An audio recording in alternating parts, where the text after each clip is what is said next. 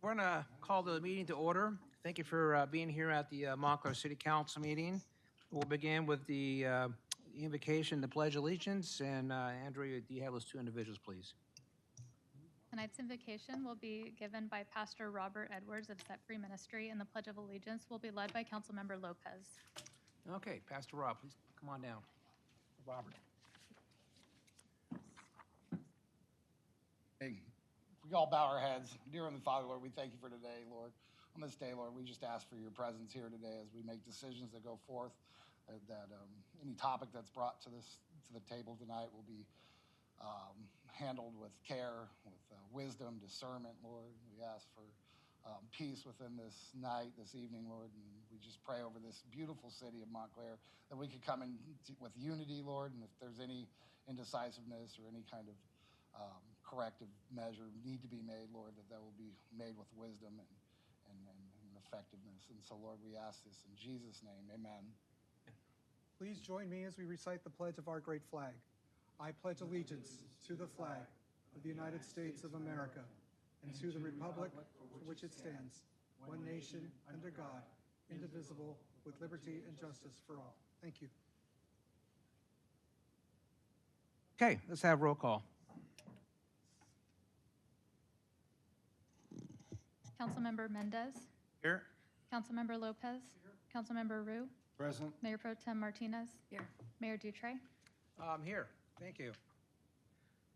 Next item is a presentation, and I have the honor this evening to say happy birthday to the city of Montclair. City of Montclair is 70 years old, effective April 25th, 2026. So I want to begin by saying, whereas the city of Montclair is a diverse community with a rich history shaped by geography, people, and civic spirit, and whereas prior to its incorporation, the area in and around Montclair was originally inhabited by the Tonga peoples of the Serrano Nation, became part of the Spanish mission and the Mexican rancho system from the 1730s to the 1850s. And in the early 1900s was subsequently promoted for development by M.L. Firth, a Los Angeles-based land developer who renamed Marquette a 1,000-acre land tract to Monte Vista with special enticements to plant citrus orchards and construct homes. And whereas the first settlement within the Monte Vista was Nayrod, located between what is today Benson Avenue and Vernon Avenue, north of Mission Boulevard. Whereas following the end of World War II, Southern California experienced a significant increase in its population when former military personnel and their families settled in the region looking for homes and a new life in California. And whereas in the early 1940s, residents of the Monte Vista land tract formed the Monte Vista Improvement Association to determine the future jurisdiction status of Monte Vista. And whereas in 1948, the San Benito County Board of Supervisors formed the Monte Vista Fire Protection District and approved a $50,000 bond to construct a fire station and buy fire apparatus and equipment. And whereas on April 25th, 1956, which is 70 years ago coming up, by a vote of 682 to 455, the city of Monte Vista was incorporated with an estimated population of 8,008 residents in a land area of 4.2 square mile. Anybody from that part of town here? No? Whereas consolidated with the election was selection of a city council with the first elected council members, including James West, who was the city's first mayor, Paul Frame, the city's mayor pro tem, and then we had Miller Buchman, Glenn Wolf, and Dana Paney as council members. Whereas until a permanent civic center could be constructed, the first meetings of the city council were held in the former butcher shop located at 5326 San Bernardino Street at the northwest corner of Central and San Bernardino. Whereas because there was a community in Northern California using the same name, Monte Vista, on April 8, 1958, the residents voted to change the name to Montclair, establishing it a distinct identity. And whereas on April 25th, 1964, Montclair's current civic center, located right here, was dedicated, Whereas on November 5th, 1968, Blanca Plaza developed by contractor Ernest Hand on a 120-acre property opened as then the largest shopping center in the Inland Empire and the only indoor mall in San Bernardino County featuring 69 stores. Whereas over the years, Montclair has grown into a regional center for commerce, culture, and community life, supported by key civic, transportation, educational assets, and a dedicated, proactive, and responsive city government. And whereas the year of 2026 marks the 70th anniversary of the incorporation of the city of Montclair, providing an opportunity to celebrate its past, honor its present, and look forward to its future. So now, therefore, as the city of Montclair, I proclaim April 25th, 2026, as the 70th anniversary of the city of Montclair's incorporation. So here is the plaque we got here, and here's a proclamation. I know we have some other folks that want to give us proclamations as well, or certificates, so we'll line up here and receive that as well.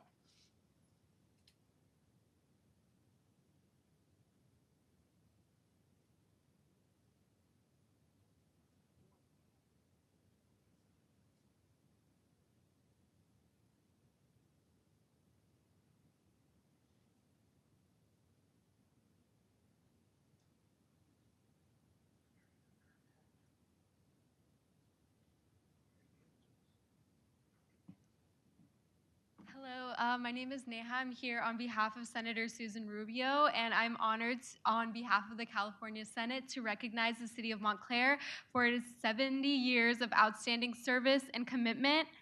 I commend the exceptional leadership of the city of Montclair in empowering our community and fostering community development. Your dedication to improving the quality of life for families and residents in the Inland Empire is truly admirable. We wish you continued success and prosperity. Congratulations.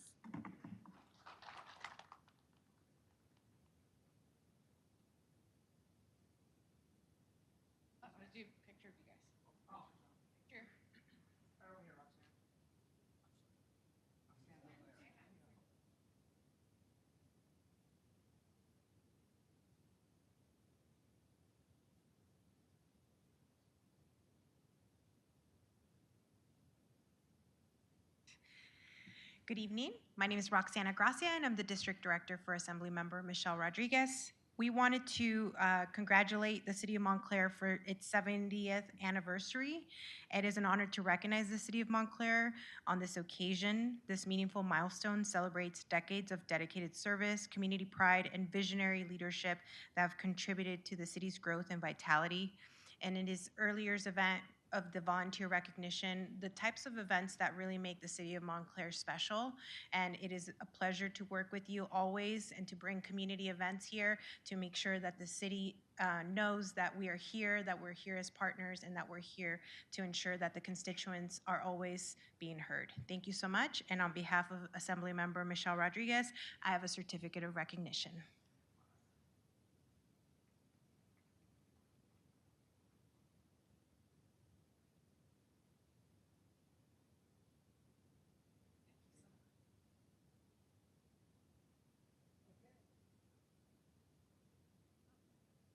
And I do want to say that Supervisor Hagman did already present his certificate earlier. I'm here with County Supervisor Kurt Hagman's office, and we already presented the certificate, but congratulations. Where am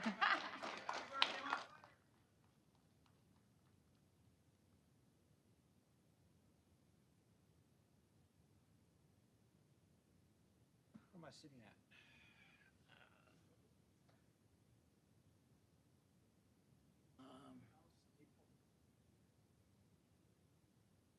Read that. You can share that with Carissa and the other council members.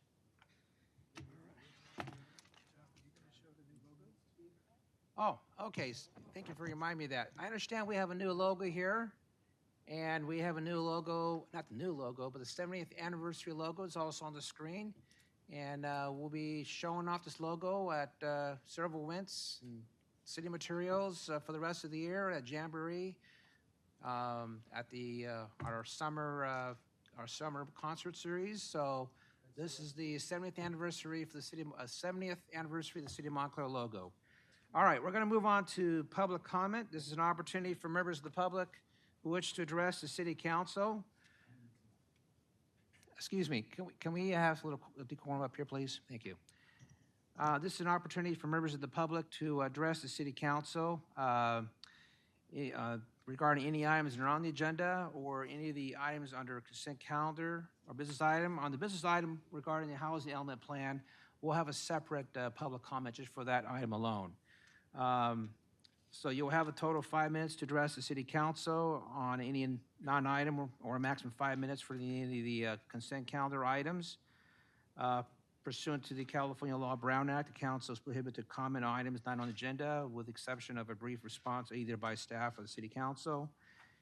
If you wish to address the city council, you will complete a speaking card located at the front door on my left and submit it to the city clerk staff on my right. So Andrea, at this time, do we have any members who wish to address the city council? Yes, I do have several cards. So first is Roxana Gracia from Michelle Rodriguez's office. Roxana. Hello there, it is me again. Again? I'm happy here to invite the community and also the mayor, the council, the city managers, the city staff, and all the community that is here to invite you to come out to a Stay Safe, Stay Independent Senior Safety and Driving Workshop. We are hosting this here right across the parking lot at the Senior Center, and it is going to be a workshop with AAA and the California Department of Insurance, and it's going to be a twofold. We're going to be discussing safe driving tips, tools for independence, and resources for seniors on the driving workshop side, and that workshop is going to be hosted by AAA. And then on the other side, we'll be doing senior scam prevention with the California Department of Insurance. And that'll include information about how to spot and avoid scams, protecting your finances, and how to stay alert. Especially now in our AI generation, the scams are getting more they're more elaborate. They're calling you and they're using your family members' voices. So we're going to be talking about how to spot those red flags and how to stay safe in today's age. So there's also going to be some resource booths. We're going to have information for the seniors and families, and we're going to be doing opportunity drawings. So you don't want to miss out. It's going to be here on Friday, May 15th from 10 to 11:30 a.m. And it's going to be right here in the city of Montclair. We invite the community. We invite all of the council and the mayor and any staff that would like to stop by. It's going to be a fun event. And I do have a few flyers that I'll leave at the front if anyone is interested. If you do have any questions, please give us a call. Our phone number is 909-902-9606. And on behalf of Assembly Member Michelle Rodriguez, thank you so much, and you have a great evening. Thank you, Roxanne.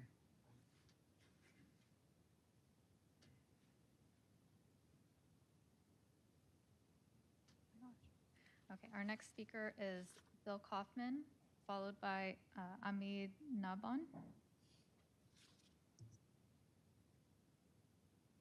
Mayor, City Council, I've missed you for, I think, one meeting.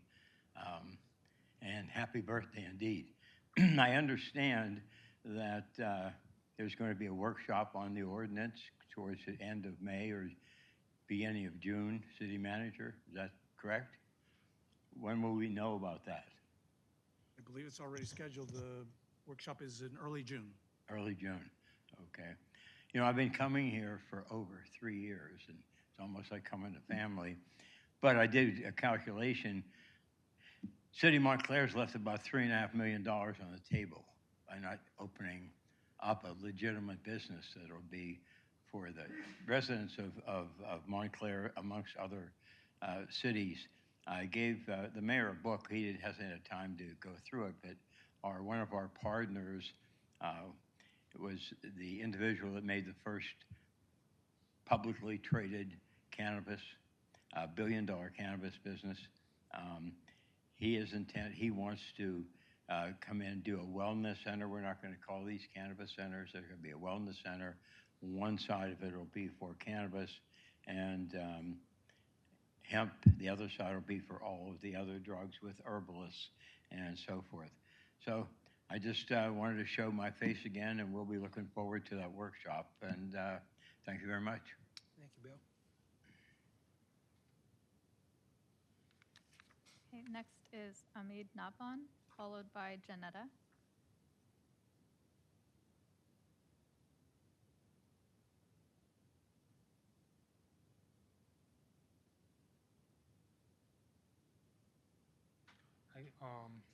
Just because you did mention at the beginning you wanted to leave like the other subject to the side, like zoning and the housing element. So you want to talk about the housing element? Yes. Okay, yeah, we'll put you down for that portion of the agenda. Thank you, sir.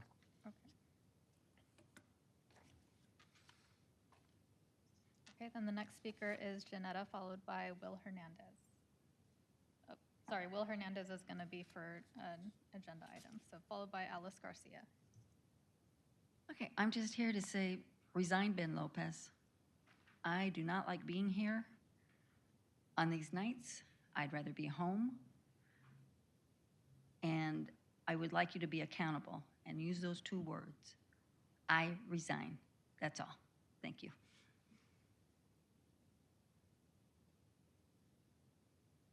Next is Alice Garcia, followed by Dale Roberts.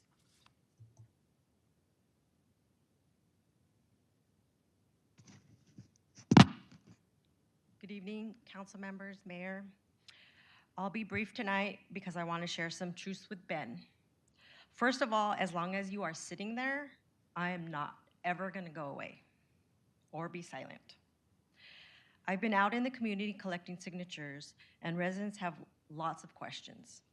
They are trying to square the man they see sitting on that dais with the man described in court documents, the one with the down to play and looking to suck aliases and the proven malice. People ask me about your secrets. They ask when you're going to pay back the city. My answer is always the same. It doesn't matter what you do in private. I don't care. But it does matter what you did as a representative of this city. You sat there for 5 years and let this city pay over $747,000 to defend your lies. You haven't apologized to the victims or the taxpayers. Instead, I have to point people to the court records where your own defense claims you have medical conditions preventing you from finding high-paying work. It is a disgrace that you use those excuses to avoid paying your debt while still demanding to lead. And here is the reality check. Many of the people signing our petition are people who actually voted for you. They've told me directly they supported you then, but they are signing now. So much for the theory that your 4,000 supporters are still standing behind you. They aren't. While you hide behind excuses, we are in the parks and on the doorsteps. The signatures are coming in because Montclair residents are tired of you. I'll see you at the next meeting. All right, our next comment is Dale Roberts, followed by Priscilla Garcia. Good evening. I'm here because of the Montclair Police Department.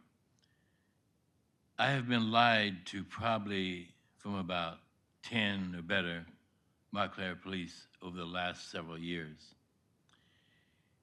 And for some reason they can't understand English, I've told them multiple times about a vehicle over here violating ADA parking on Benito.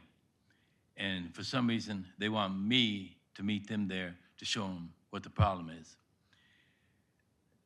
I wonder how the current chief of police can be here for 2 years and almost 5 months, and the previous chief of police was here for 5 months, his last 5 months here, and neither one of them have done anything, not a single thing, about getting radar out here. Once Lang left, I don't know if they don't know how to cross-train or what, and you don't have to use radar on a motorcycle.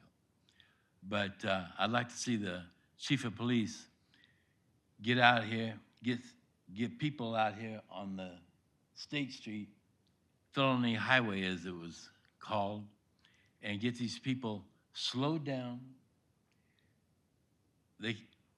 I challenge the city council for you folks to go down there and park facing east on State Street, say 1,000 feet from Monte Vista, okay? From about 4:30 to say 6 o'clock in the morning, and count the people that are passing vehicles out there. And I mean, when I say passing, I mean they are moving like lightning. The ones that are speeding like crazy out there, it is a wreck looking to happen.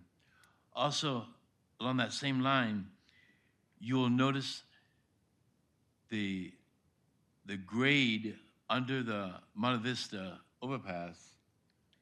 You'll be able to see the smaller cars when they are going west.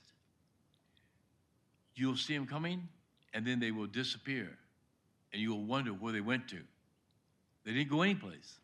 It's that the grade is so high above the grade, say 200 feet east, okay? And I see frequently people passing, going east, all the way up to the Monte Vista, and the amount of times I've seen a car coming the other way because they can't see them. And daytime it's even worse because there's no lights on. But I'd like to see the Montclair PD address that. I appreciate it.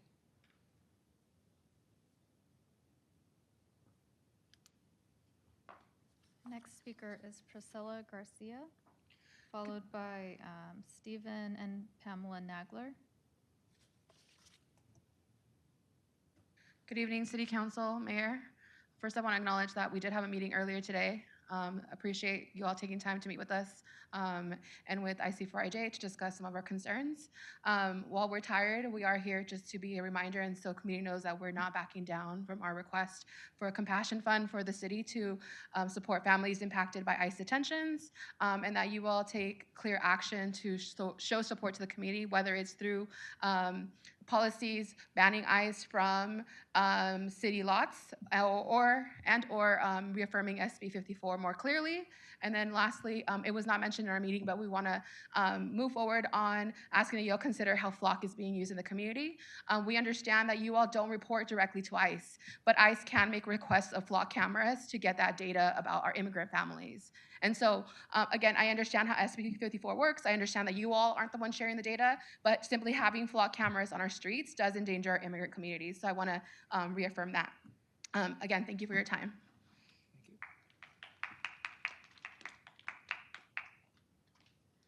Okay, next is Pamela and Stephen Nagler, followed by Emily Miranda. The Montclair City Council for listening to us today. We are Pamela and Steve Nagler. We're retired teachers from Montclair High School, and we've been devastated by the reports that we've received from friends and colleagues about what's been happening at Montclair High because of the effects of ICE on this community. We place a very high level on education, and the education of our Montclair school children has been adversely affected by the kidnappings of community members. Recent ICE actions have created an education crisis in Montclair. As educators, we know that the best place for our youth is that they be in school learning, but the fear of ICE has changed everything. This past weekend, in anticipation of coming to talk to you today, I reached out and talked to math teachers, English teachers, coaches, AP teachers, library aides, former administrators, and the stories are largely the same. The students do not feel safe in their communities, and they do not feel safe at school. Our children often do not attend school because they don't know what could happen to them while they're there. In fact, they do not feel safe going anywhere. They are hesitant to talk with their teachers because they live in fear. They fear that some teachers would turn them in. They fear being sex trafficked by masked and identified men pretending to be ICE agents. They fear ICE agents coming onto campus. Students are not just afraid for themselves, but they're afraid for their families. Montclair coach Bob Martin told us a story about one of his team members who stopped coming to practices after a family member who was here legally on permit was detained. He did not know how to get the legal help he needed, and he was deported to Mexico. Even though she was born here, this athlete stopped participating in sports out of fear. Another PE student of Martin's told him, "My parents are scared and don't want me to go to school because of the abductions. But I try to convince them that I have to go so I can graduate, and sometimes they just let me." I hear the same thing about AP students, our most ambitious students who are just not coming to school out of fear. When I taught at Montclair, I used to teach a Langston Hughes poem, "What Happens to a Dream Deferred?" Hughes' conclusion was that suppressing dreams leads to decay, extreme frustration, violent rupture. I urge the Montclair City Council to do whatever they can to provide any protection that they can. Montclair is a great community. Our lives have been enriched by all the good people that we've encountered here. Thank you very much. Thank you. I would just add that ICE has brought chaos to our communities, both economically and socially and educationally, obviously. And it affects all levels of our society here. It's not a mandate that was imposed. It's a mandate that's been imposed on us. It's not a mandate of we Californians. So thank you very much. Thank you. All right, next is Emily Miranda, followed by Denzel Castro. Good evening. I want to say thank you to Mr. and Ms. Nagler, because it's not easy to come up here and to share these type of stories that we're sharing, that I really want the council to hear, that this has been ongoing, for you to really feel and be intentional in understanding what the community has been going through.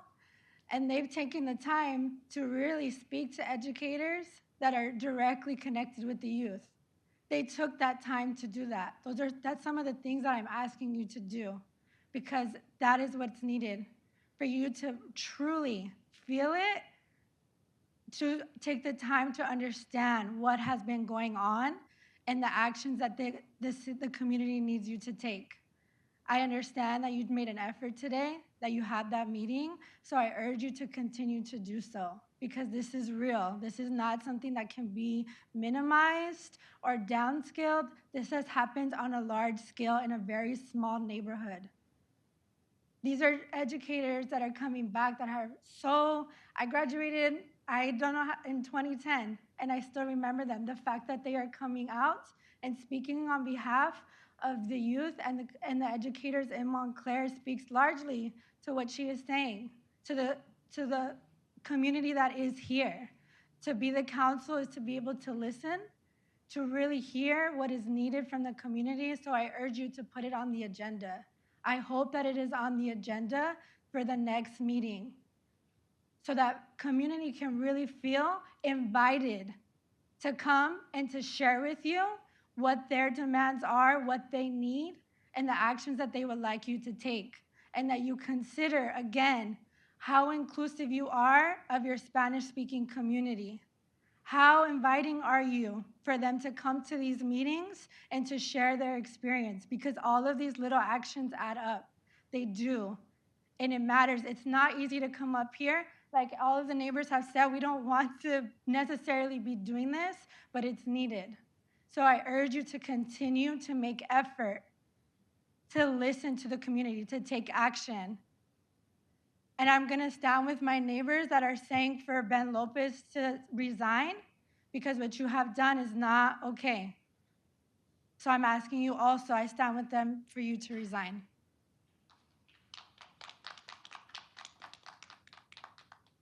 Okay, the next speaker is Denzel Castro, and then I have a couple of written comments. Honorable Major John Dutre, esteemed members of the City Council and fellow residents, I stand here today deeply mindful of the words of John F. Kennedy, who reminded us that civility is not a sign of weakness. Major Dutre, I want to thank you for your mentorship and for opening the doors of the City Hall to the next generation. You have shown me that politics is not a game of interest, but a calling to serve. To the members of the City Council, I want to express my profound gratitude for the tireless work you do. While the mayor leads, it is your collective dedication that keeps the wheels of our community turning.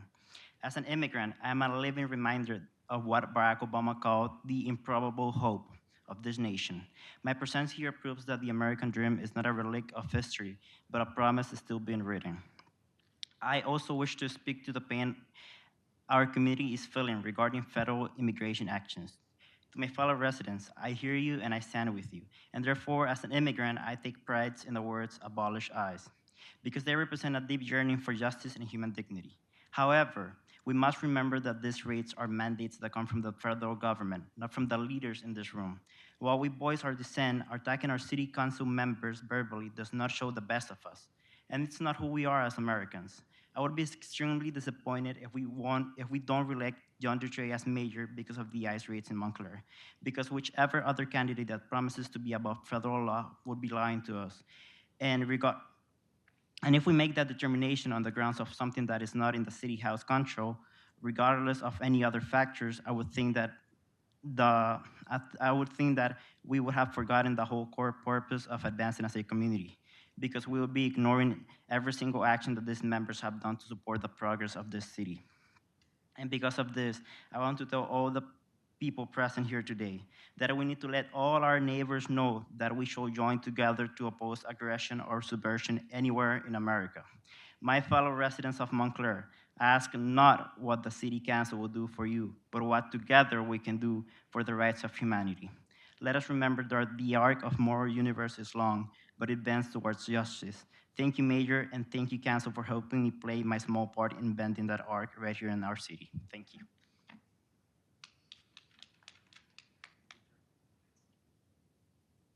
Okay, and then I have two submitted written comments. The first one is from Matthew Munson. I am here to speak about illegal immigration. Borders matter. Without borders, we do not have a nation. Just because you are here illegally, we should not be giving the world to those individuals. In California, we have a massive state budget deficit because we want to provide health care to any and all illegal aliens who live here. I have heard from the progressives stating that they want to pressure cities such as Montclair and Ontario to fund legal aid and other benefits to the illegal aliens in our cities. But with the Ben Lopez liabilities in Montclair and the money unpaid from the utility funds in Ontario, neither city is in the fiscal condition to give prizes away. If we fund the legal aid to 1% of the undocumented and illegal alien population in Ontario, for example, it could total up to $9 million, 1,850 people times $5,000. This is also a state law asking for the same thing, and it should be opposed as well. I can understand people don't want their undocumented friends and family removed from our country, but until states such as California start cooperating with ICE to deport people who honestly do serious crimes, ICE will be patrolling our region and state. Perhaps we need a city resolution to ask Rubio and Rodriguez to amend SB 54 to only protect the undocumented who are minding their business only. And then the next comment is Tina Silva. Dear Mayor and City Council, I am writing because I do not see our previously submitted requests reflected on this agenda, and I would like to know when they will be addressed. It has been over 300 days since ICE activity escalated across Southern California with dozens of raids, creating fear and disruption in communities like ours. These impacts are ongoing, and our community continues to feel them every day. I am asking the city to take concrete steps to protect residents and not dismiss the concerns that have been repeatedly raised. As many of us shared last month, ICE activity continues to put the public at risk through unsafe driving, intimidation tactics, and the targeting of community members, including law-abiding residents. Specifically, I am asking the city to create a local support fund for families impacted by ICE raid, similar to Pomona's, when primary earners are taken, families are left in crisis. Adopt a policy that prohibits ICE from staging operations on city property. Ensure the city does not contract with companies that support immigration enforcement activities, including data sharing. Investigate why The area from Monte Vista to Mills and Kingsley to Holt has been repeatedly targeted and demand transparency and accountability. Our community deserves action, not silence. And that was all of the written comments for this. Then we have 2 more for items on the agenda. Thank you very much. So we're going to move on to consent calendar items, and we'll begin with my right. I know we're going to pull one item, which will be the C2. This is the 890, excuse me, the contract. This is the Fremont Avenue Improvement Project contract. C2 will be pulled. So on my right, anybody else to wish to pull an item? Yes. Which one?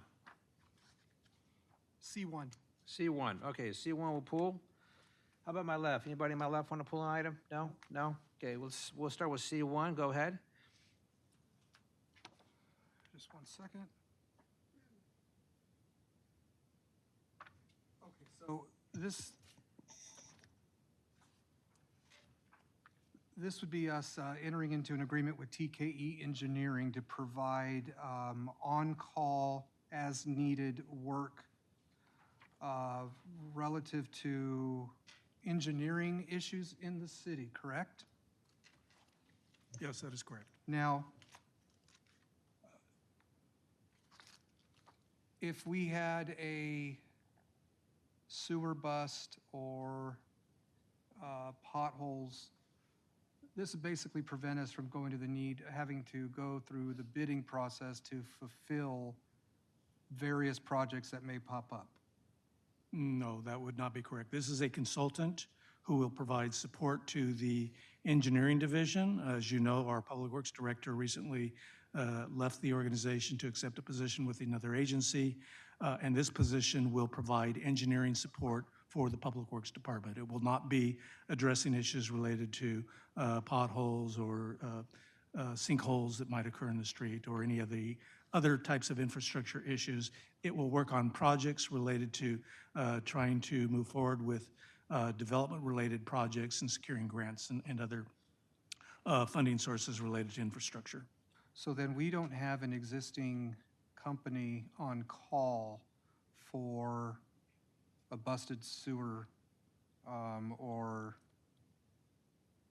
anything that would require a little bit more extensive work, correct? Well, we have the Public Works Department, which has the city yard, which has a sewer program, and we have 3 individuals assigned to that program.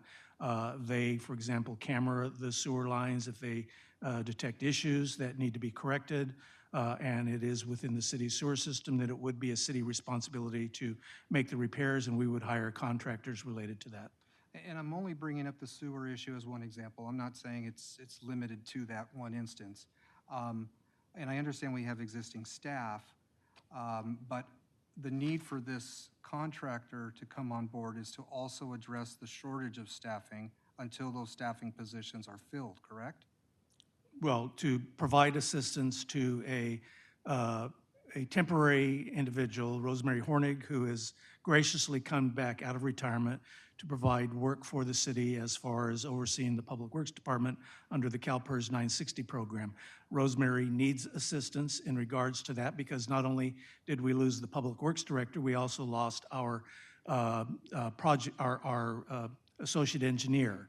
And while we do the recruitments to replace those positions, we are in need of this additional help to guide the city as it works on infrastructure-related projects.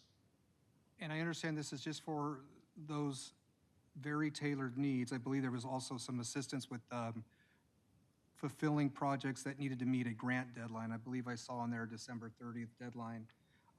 So they would be assisting with that. What I did not see, actually, I just see it now. My question is answered with respect to the termination date of the contract. We're going to be ending this in 2029. I wasn't opposed to this at all. I was just wondering if we had some other agency that we were basically had them on standby to assist with other needs that may arise that we do not anticipate that would alleviate us from having to go to bids for certain projects. But you answered my question with respect to that. Well, more specifically to that question, yes, we have a number of vendors that are on standby that the city has open purchase order agreements with, and the council has approved their contracts. So whenever we need to use those services, they are available to us. Thank you, sir. Thank you, Mr. Mayor. Okay, we'll go on to next items. Item C2, this is regarding the award and contract. I think we have a speaker on this, Andrea, C2. So our speaker is Amid Nabon, and then I have a written comment. Okay, come on Oh, up, sir. I'm sorry, that's not him, it's Will Hernandez. I got him mixed up. Will Hernandez, Yes. okay, he was a little confused, like, I think this is my item. Okay, it's all yours. Your Honorable Mayor, members of the City Council, and esteemed residents of Montclair. I'm here today on behalf of Gentry General to address what we believe is an unjust and mistaken rejection of our bid for the Fremont Avenue Improvement Project. Our proposal was disqualified on the basis that more than 50% of the project would be subcontracted, a conclusion we strongly dispute. We are here to clarify our position and ask the council to reconsider our bid in light of these facts. The bid sheets lack clear instructions for declaring subcontractor percentages, causing confusion. Simply listing a subcontractor beside an item did not mean they would handle all associated work. For example, Onyx Paving was listed for our asphalt, but only provided labor and equipment. Gentry General retained control of materials, traffic management. The majority of the project responsibility remained with us, the prime contractor. Per city procedure, page E2, contractors must submit subcontractor information within 72 hours of a written city request. To date, no such request or notification deeming our bid non-responsive has been received. We comply fully with California's law limiting subcontracted work to 50%. The absence of a dollar or percentage fields in the city's form, which is standard elsewhere, led to misunderstanding. The city's lack of clear communication about its review of all bids, despite potential savings of over $104,000, undermines fairness and transparency in the bidding process. We respectfully urge the City of Montclair to reconsider the rejection of our bid due to this misunderstanding or to revise the bid forms to prevent such confusion in the future. Thank you for your time and thoughtful consideration. We remain committed to working collaboratively with the city to achieve the best outcome for the City of Montclair. Thank you. Thank you.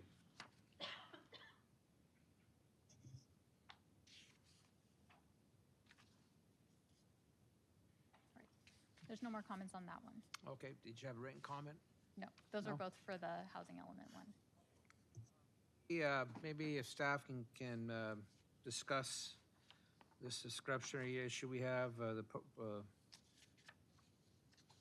know we have a memo here from you, Rosemary. Yes. Does everybody have a copy of the memo? Everybody have a copy of it? Okay. Mr. Mayor, members of the City Council, the bid proposal that was submitted by Gentry General Engineering Incorporated listed a number of subcontractors that they were going to use on the project as well as items. They did not indicate on that form anywhere that only a portion of the work of that item would be subcontracted. So we had issued an addendum A, which indicated that, I'll just kind of read it rather than paraphrase it. Where an entire item is subcontracted, the value of that contract labor, materials, and equipment subcontracted will be based on the unit price, on the contract unit or lump sum price.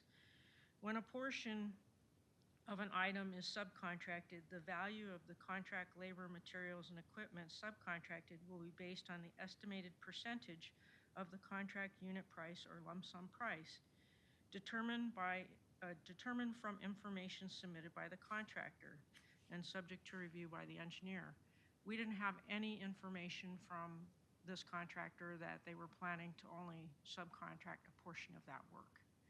And for those reasons, that's why we deemed them non-responsive. And maybe Diane would like to add additional information. Mr. Mayor and council members, there is a requirement in the specifications that the prime contractor, the general contractor, in this case Gentry, perform at least 50% of the work. It's a requirement.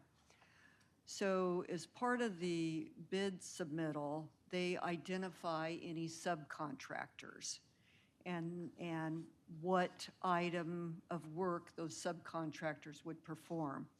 And on attachment C is the information supplied by Gentry.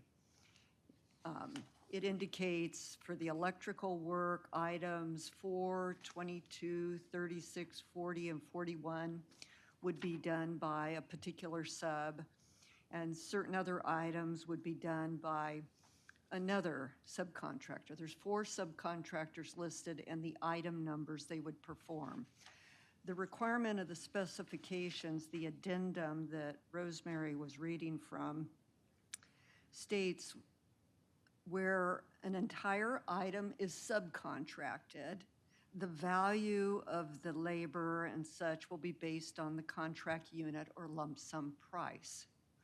Okay, so we would look at all those items and calculate their value and compare that to the total value of the bid to determine if the contractors were doing less than 50%. That's the requirement. The prime, the general has to do at least 50% or over. The addendum also provides if a portion of the item is subcontracted, the value of the work will be based on the estimated percentage of either the contract unit or the lump sum price. Well, there's nowhere on the information supplied by Gentry an indication that they would be doing any portion of those items listed. So if they don't indicate that they're doing any portion of that, we have to take the position that the entire item is being done by the subcontractor.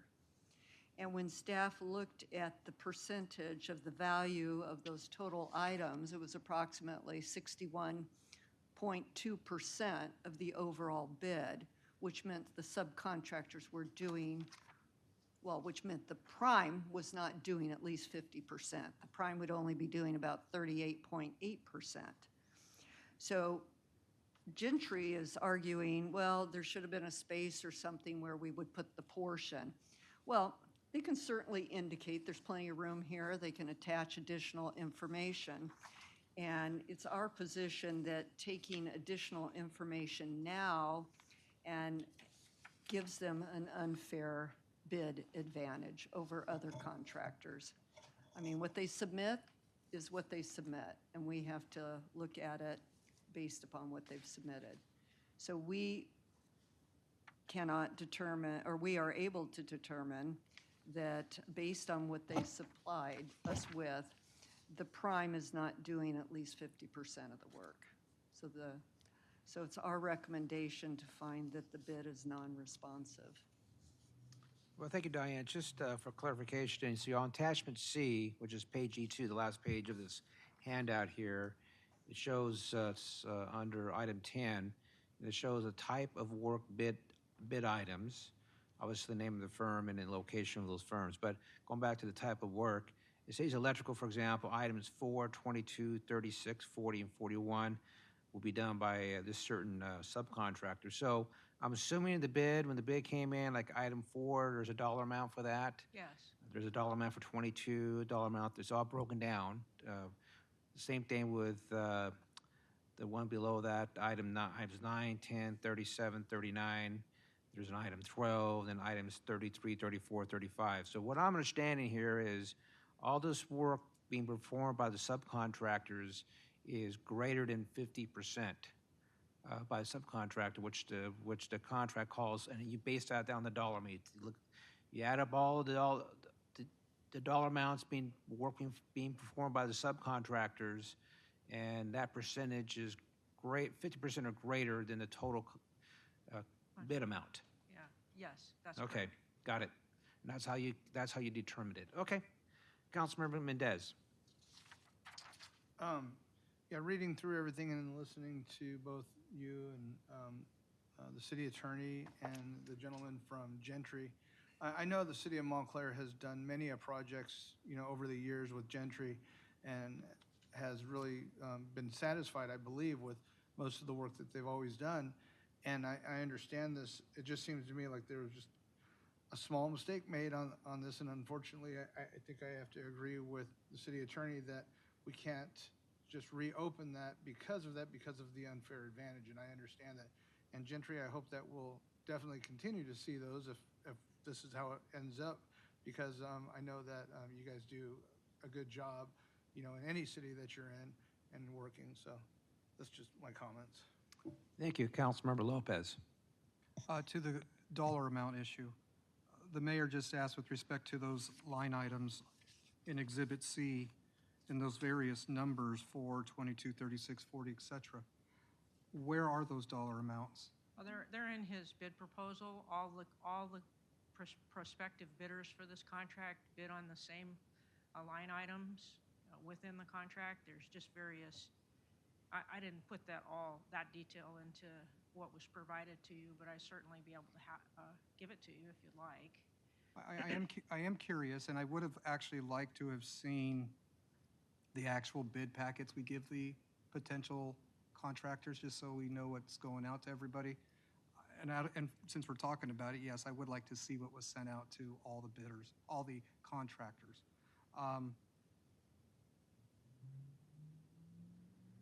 I'm curious, because you're waving your hand, what you want to say, but give me a minute, sir. I want to piggyback on what my colleague, Mr. Mendez, just said.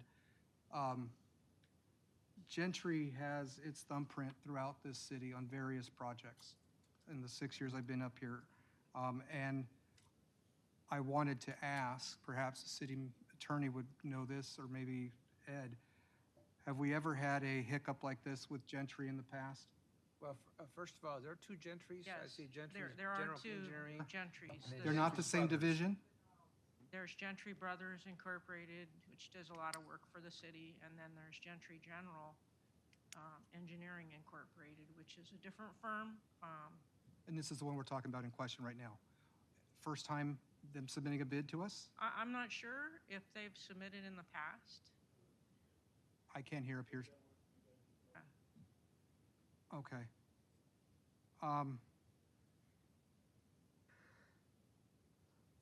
Their references are good, but again, there's a No, issue with their I understand. proposal. I get the dilemma, because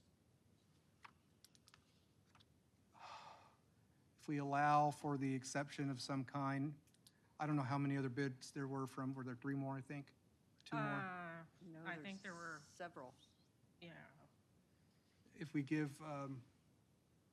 leeway to one, we're going to have the others potentially coming saying that they want another crack at the apple too. I get that. I'm sympathetic to the issue, because I guess in the future we need to specify that any dollar amounts can be either added as an addendum to this particular question, which is number 10 of the information required of bidder, or we provide a separate form for that so we avoid this problem again. Having not been in the business, I don't know what is customary practice for submitting your bids. But I'm in a little bit of a pickle here because I'm sympathetic. I am. If I can offer some clarification, most. Come to the podium. Yeah, come on up. I just asked if the mayor would allow you. That's why I was pausing. Thank you, I appreciate it. Give you a minute. Thank If you. I can offer some clarification, most of the 95% of other cities do have an area where you actually provide a dollar amount of the subcontractor you are listing. In this particular case, by law, whether it's a portion of the bid item or the bid item in its entirety, we're forced to list the subcontractors we're using. As I stated in the example on my letter, we had a subcontractor, Onyx Paving, that if you look at their scope, they're only providing labor and equipment. We have to purchase materials, we have to do the traffic control, we have to do subsequently other work involved in that bid item. To simply state that according to a bid item and you're taking that full amount and allocating it to your percentage of that 50% is incorrect. If you truly wanted clarification, according to on the bottom of page E2, if you needed clarification, written request by the city of engineer, and we would provided that clarification. I brought with me our complete transparency of bids that we used, our bid sheet and everything, and you can see every bid that we listed, it does not equal to, more than 60%. The bids that we have from our subcontractors are far less. So how do you account for that? If there's nowhere on the sheet to stipulate, well, you should have entered a number here, As a contractor, we're trying to abide by the letter of the law. And if there's no space here to write something in, then it may be deemed non-responsive. You can say, what information are you providing? We provided the type of work, the bid item it's corresponding to, the name of the firm, and the location and address and contact information to that number. Nowhere on your form does it stipulate the percentage, the dollar amount, or any of that. So to assume that the dollar amount is over that 50% contracted is just unfair. If there was clarification needed, then the city should have come through and said, within 72 hours, asked us the question, and we would have provided the response. Not only that, but we had to find out by looking at the city council member agenda that this was even coming aboard. We have not received a letter, an email, or a phone call or anything stipulating that we were non-responsive. And if that happened, please forward it to me. Maybe we missed it, but I can guarantee you we looked through all our email correspondence and everything. No letter was ever issued to us. And by public contract code, you need to provide us with justification as to why you are deeming our bid non-responsive prior to award. Okay. Sir, Thank you. Thank you. but how did you find out then that you were not being considered? Because you submitted a letter that was pretty. I follow the bids, I follow your agenda items, and we saw that this was scheduled for August 20th, and that's why we wrote a letter prior to when I first saw the agenda come out. I wrote the letter. We contacted Rosemary. I sent her a copy of our dispute, and that's how we find out. It was through our due diligence. And through your conversation with her, because I was going to say your letter's very specific. How would you know these details if you didn't hear from us? That's what I was going to get at. Absolutely. But once again, I think written notification as to why our bid was deemed non-responsive would have been appreciated. Okay, thank you, sir. You want to respond? Yeah, I don't want to debate, but I did have a conversation with their president of the company and told him what I was planning to do. So I did have that conversation to him before the item was posted. Do we send denial letters? But I didn't. What's that? Do we send denial letters? I didn't send a letter. But is it common practice for us to do so or no? Well, I have not done that in the past. I'm not trying to put you on the defensive. I'm genuinely wanting to know if that's the process. And, traffic control is another item on the bid schedule as well. Okay, Councilmember Martinez. Thank you. Mayor Pro Tem Martinez. Thank you. Just out of curiosity, how would allowing clarification work with the bid closure process? Is that something that once it's closed, you can't ask for clarification? And also, if we were to allow clarification, how would that present an unfair advantage to other companies? Well, first of all, going back to something, the addendum A clearly says that if only a portion is going to be done by the subcontractor, you need to indicate that. Now, if there was confusion on the part of the bidder as to what that meant, or that they perceived that there wasn't a particular space to put that in, it's kind of our position. They could have, before they submitted their bid, said, wait, we don't understand, we're just going to be using a part of this, because the specification clearly says that if you don't indicate a portion, we have to take the position that you're bidding, the subcontractor is doing that entire line item. So, Yeah, they could have put an asterisk and said, subcontracting a portion of the work, and then we probably would have said, hey, what does that mean? yeah.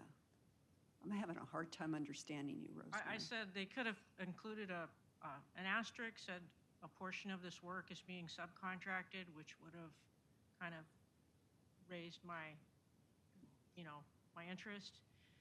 Or they could have identified on the lines, the extra lines that are provided on that page, what percentage of work was being done for those various items. Or they could have attached a page that they think is more appropriate, that they apparently feel is more appropriate to explain that. Okay, so I think we've gone through all this. You know, I've looked at this myself. I feel comfortable moving forward with staff's recommendation, so I'll make that motion with staff's recommendation. Mr. Mayor, I Can have a I get a question. second my motion first? Got a second? I'll second that. Thank you. Go ahead, Mr. Lopez. Yeah, I did have a question on the staff report, page 30 of the staff report. It's the background, and it's the technically the first full paragraph that starts with the Fremont Avenue street improvement part. This, of course, would be the process to redevelop and revitalize Fremont from Moreno to Arrow. And it states here, the project will transform the street into a multimodal corridor, adding safe dedicated bicycle lanes, enhanced and new pedestrian-friendly walkways, and landscape to encourage alternate forms of travel. I know that perhaps this was brought up when we approved this zone. What is going to happen to the existing homes that are there with respect to their existing sidewalk access and their parking on the street? Will that be altered in any way?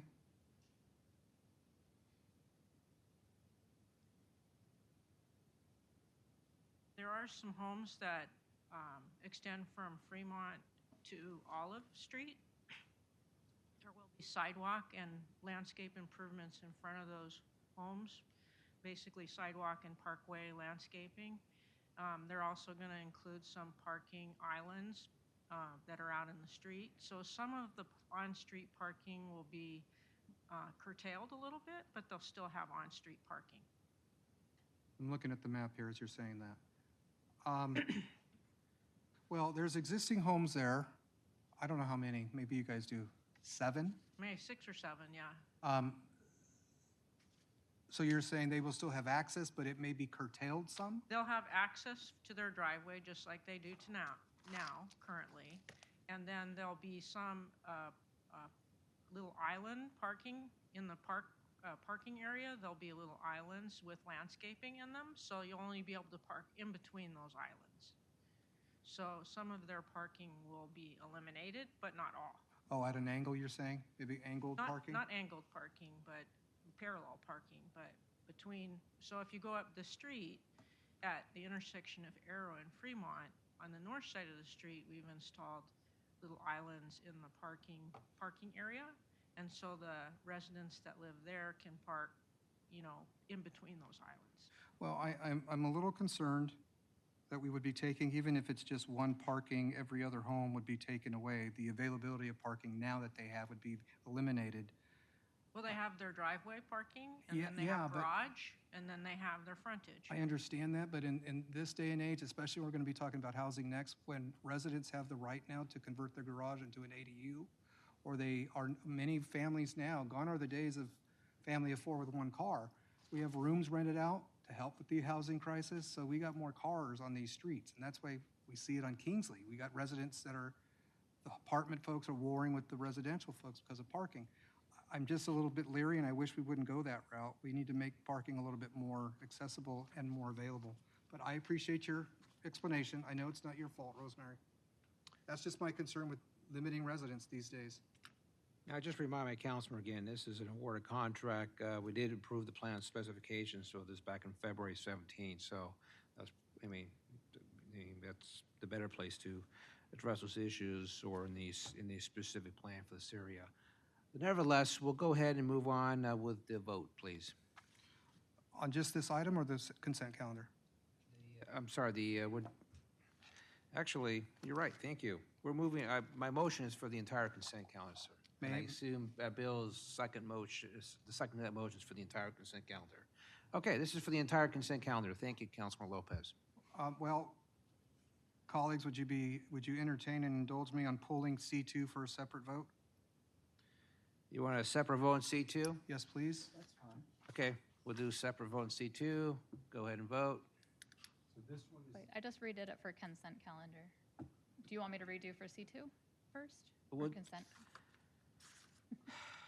Yeah, we're doing the consent calendar right now with exception of C2. This is just for the consent calendar. Okay, that's adopted. Now I'll make a motion for approval of item C2 as is with staff's recommendation. This is the Fremont project we just talked about. Can I get a second? I'll second. Second by Xavier, Councilman Mendez. Okay, let's do electronic vote.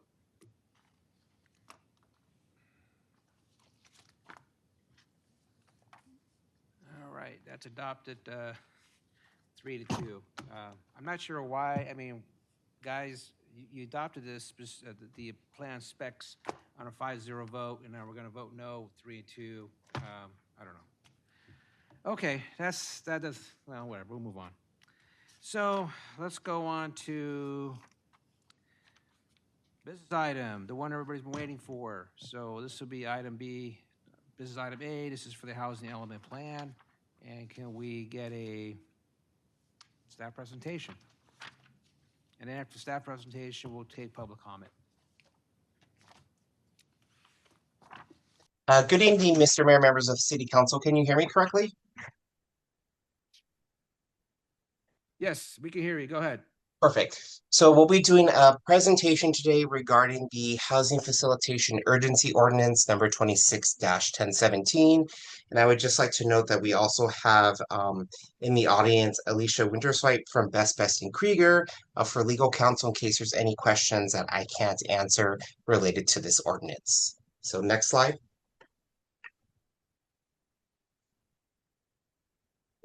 So right here we have, which I'll be doing an overview of the Housing Facilitation Urgency Ordinance, which can be broken down into 4 different sections. The first is a mandate from HCD requiring the city to adopt some implementing ordinances to achieve the goals of the housing element. The new municipal code section, which we're calling the Housing Facilitation and Ministerial Approval Standards, which will be codified in the Montclair Municipal Code and will require a 4/5 vote of the City Council and will become effective immediately. Where it applies, as well as the 5 key development standards as part of the urgency ordinance. Next slide. So first we have the urgency findings. So the first urgency finding is that there, of course, is a statewide housing crisis. The state of California is experiencing a severe housing supply and affordability crisis of historic proportions as recognized in SB 330 and relating housing legislation. There is also the local health, safety, and welfare. The housing shortage has acute local impacts, including rising rents, increased overcrowding, displacement of long-term residents, and a growing risk of homelessness, threatening the public peace, health, and safety by increasing housing instability and exacerbating economic and social inequalities. There are barriers to housing production, existing local regulatory processes, development standards, and procedural uncertainties can delay or discourage the production of new housing, including affordable housing.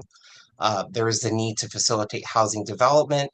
Facilitating housing production, including affordable units, is essential to address current and projecting housing needs, comply with state housing laws, and promote a balanced and sustained community.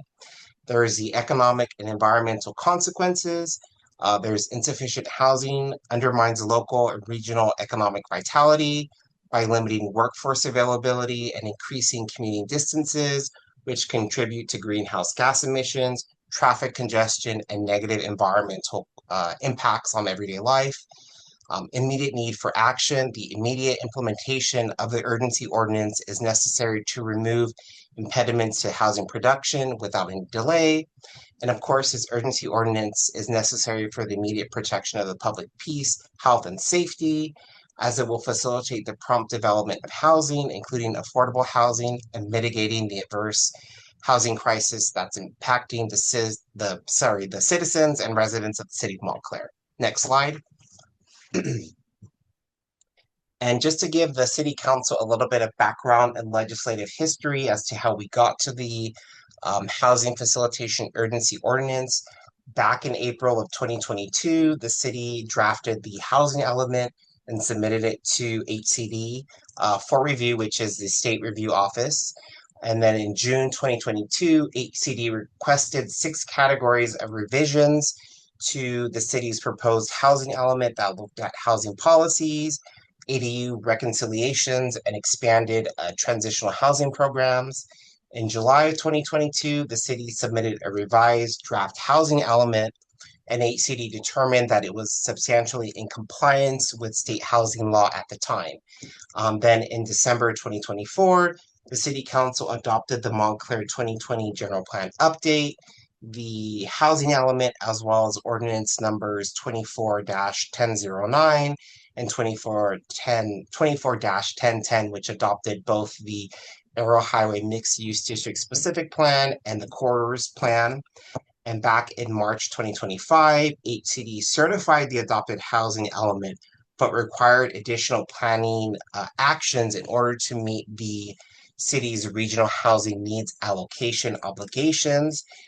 And then as that occurred, there was back in October 2025, a court case that the city of Redondo Beach was sued for its housing element, in that the underlying zonings of the housing opportunity sites, which are basically sites that the city had to identify for potential housing to occur as part of the housing element, didn't allow for residential zoning. And so that court case kind of threw everything that we're working on in terms of our obligations to HCD. And as part of that, staff was in communications with HCD in order to create a ordinance that would be in compliance with the new court case. And then, of course, the city received a letter back in March, I should say, of 2026 that let the city know that we were in violation of the HCD requirement for the housing element. Staff did meet back in April 2026, earlier this month, which HCD. We provided the revised housing facilitation ordinance, our updated planning actions, and a revised timeline for adoption. HCD approved all of that, as well as staff's approach to adopt the housing facilitation ordinance as an urgency ordinance, and then taking it back to the City Council and Planning Commission at a later date for adoption in the normal route. Next slide. And so the HCD required 4 planning actions in order for the city to receive a conditional final housing element certification. And the first was the requirement for by right approval. HCD wanted the city to create a by right approval, meaning a ministerial process for housing developments that required at least 20% affordability to low income households. And they also required that the city and the housing opportunity sites, as well as other multifamily residential units or multifamily residential zoning, to have a minimum density of 20 dwelling units an acre. They also required that in the areas that the city had a mixed use zoning, that they would require that at least 50% of the first floor of a development in a mixed use project be set aside for residential development, with the remaining portion be set for either retail or commercial, as well as including a height bonus. And HCD wanted the city to include a height bonus that would allow for development projects in multifamily to be built with an additional 2 stories, not to exceed 25 feet. That would be otherwise allowed by the maximum zoning. And this height bonus would only apply to those projects that included a 20% affordability requirement, which is the same requirement that HCD required for the by right approval. Next slide.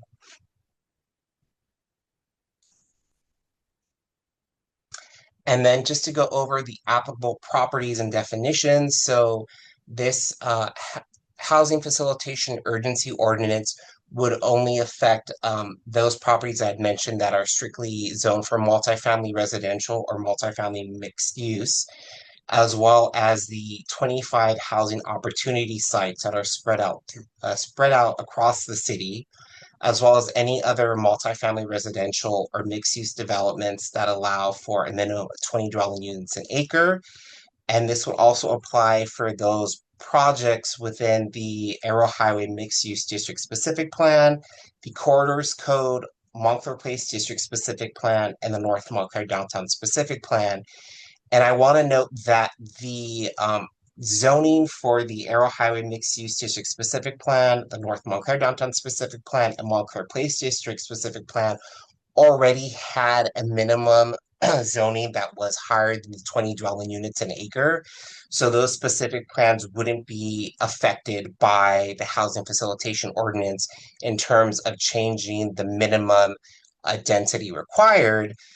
It would primarily affect the corridors code, and that the corridors code had a minimum density of, I believe, 15 dwelling units an acre. So HCD said, you need to have at least a minimum of 20. So that would primarily affect the corridors code by increasing the minimum amount by 5 dwelling units an acre, bringing it up from 15 to 20 dwelling units an acre. Next slide.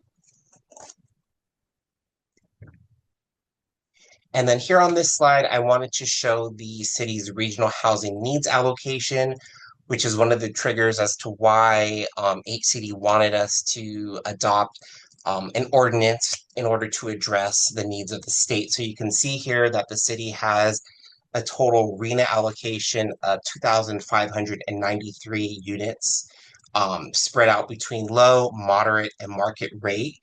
And as part of the housing element, we did have to identify areas where these units could be built. So the city identified 25 areas which we were calling housing opportunity sites. And on the right-hand side of the slide, you can see where the housing opportunity sites are spread throughout the city. They're primarily within the North Montclair Downtown Specific Plan, Arrow Highway Mixed Use District Specific Plan, the Montclair Place District Specific Plan, as well as along the Corridors Code, which is primarily on Central, Whole, and Mission. And then on the left-hand side, you could see where the allocation of those proposed 2,593 units could be fit within the housing opportunity site. So these are the primary sites that will be affected and impacted by the proposed urgency ordinance. And again, just to reiterate, the minimum density for the specific plan areas were already higher than what HCD was requiring. So the 20 dwelling units an acre primarily only will affect those development projects that occur in the corridors code, which again are primarily on Central, Holt, and Mission. Next slide.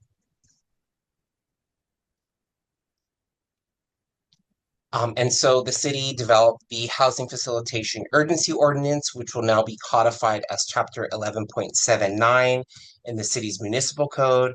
And that would include the 5 basically topics right here. The first, again, would be the by right approval, which would allow development of residential or mixed use projects in which at least 20% of the units are affordable to low-income households, to be approved ministerially, and that would just means that the projects would be approved by staff. It wouldn't go to the planning commission or city council, and this was a requirement for HCD, and it would only affect projects that have a 20% affordability. Again, it would also have the minimum density, and that the minimum density has to be 20 dwelling units an acre, and would apply in the specific plans that I had just mentioned in the previous slide, as well as the housing opportunity sites. It also has a requirement for mixed-use floor areas, and that any projects in mixed-use areas would have a minimum density of 20 dwelling units an acre, and that the first floor component have a 50% set aside for residential, with the remaining 50% being either retail or commercial. HCD also was requiring us to have the height bonus, which again would only be allowed for projects that have a 20% affordability requirement, and that would allow developers to build an additional 2 stories in height, but not to exceed 25 feet of the maximum allowed height. And then the city, in conversation with HCD, decided to adopt objective design standards in order to help streamline the process. And this was something that HCD was highly encouraging the city to adopt. And so the city, instead of going through the process of developing brand new objective design standards, we elected to use the objective design standards that are contained in the North Montclair Downtown Specific Plan in order to one, streamline the process, and then HCD in our discussions had some questions related to, you know, our design guidelines possibly being an impediment to development.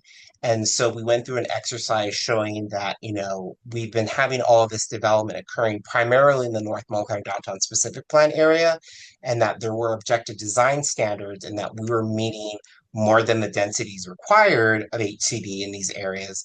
So staff elected to use the objective design standards in the North Montclair Downtown Specific Plan and to use those objective design standards and take those also into the corridors code, because the corridors code doesn't have its own objective design standards. And so staff felt that this would be an easy way to satisfy the needs of HCD. And I just want to reiterate that the objective design standards for any properties that don't have them would rely on the objective design standards contained in the North Montclair Downtown Specific Plan. Now, if there is a project being developed, say, in the Arrow Highway Mixed Use District Specific Plan or Montclair Place, then those objective design standards would apply for those specific projects.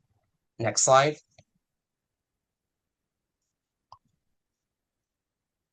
And then again, just to go over the ministerial approval process. Currently, right now, any projects that are submitted, and including those projects that have a CUP, their applicants are required to submit an application. Community development prepares reports and schedules public hearings to take those items to the Planning Commission. The Planning Commission holds duly noticed public hearings on those items for those projects. The Commission issues findings and conditions subject to appeal, and then those applicants have a 30-day appeal period before the permit is finalized. And so as part of those projects that would allow for a 20% set aside for affordable units, they would now move from the current process to this new ministerial approval process that would be allowed under as part of the Housing Facilitation Urgency Ordinance. And so the process would move from the current process to the new ministerial approval, which would have applicants submit an application under Chapter 11.79 to the Planning Department. Staff would conduct objective review, and as long as the applicant meets all of the objective design standards that are within the North Montclair Downtown Specific Plan that we're going to be using, they would have the authority to move the process going forward. It would not require any public hearings, and it would be based solely on the objective design standards that staff has developed as part of the North Montclair Downtown Specific Plan. This would hopefully lead to faster timelines to support affordable housing production and meet the requirements of HCD. HCD has been pushing for objective design standards to be adopted by all cities and has started to question a lot of the design guidelines that are contained and that they feel that are not objective. And so this was something that staff felt that was necessary to include in this urgency ordinance in order to not have HCD possibly flag us again once we submit the housing element. And so we wanted to move forward with this inclusion of this section. Next slide.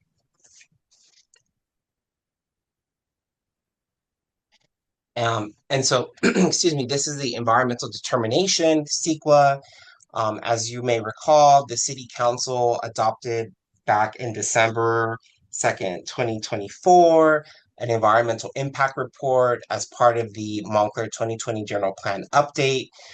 That environmental impact report was available for the public prior to the certification of the resolution that found that all of the adopted CEQA findings, mitigation monitoring, program reporting, and statement of overriding considerations would allow for the adoption of the general plan. And as part of that, staff met with legal counsel to see if we needed to do any additional environmental impact reports related to CEQA for the urgency ordinance as part of the discussions with staff.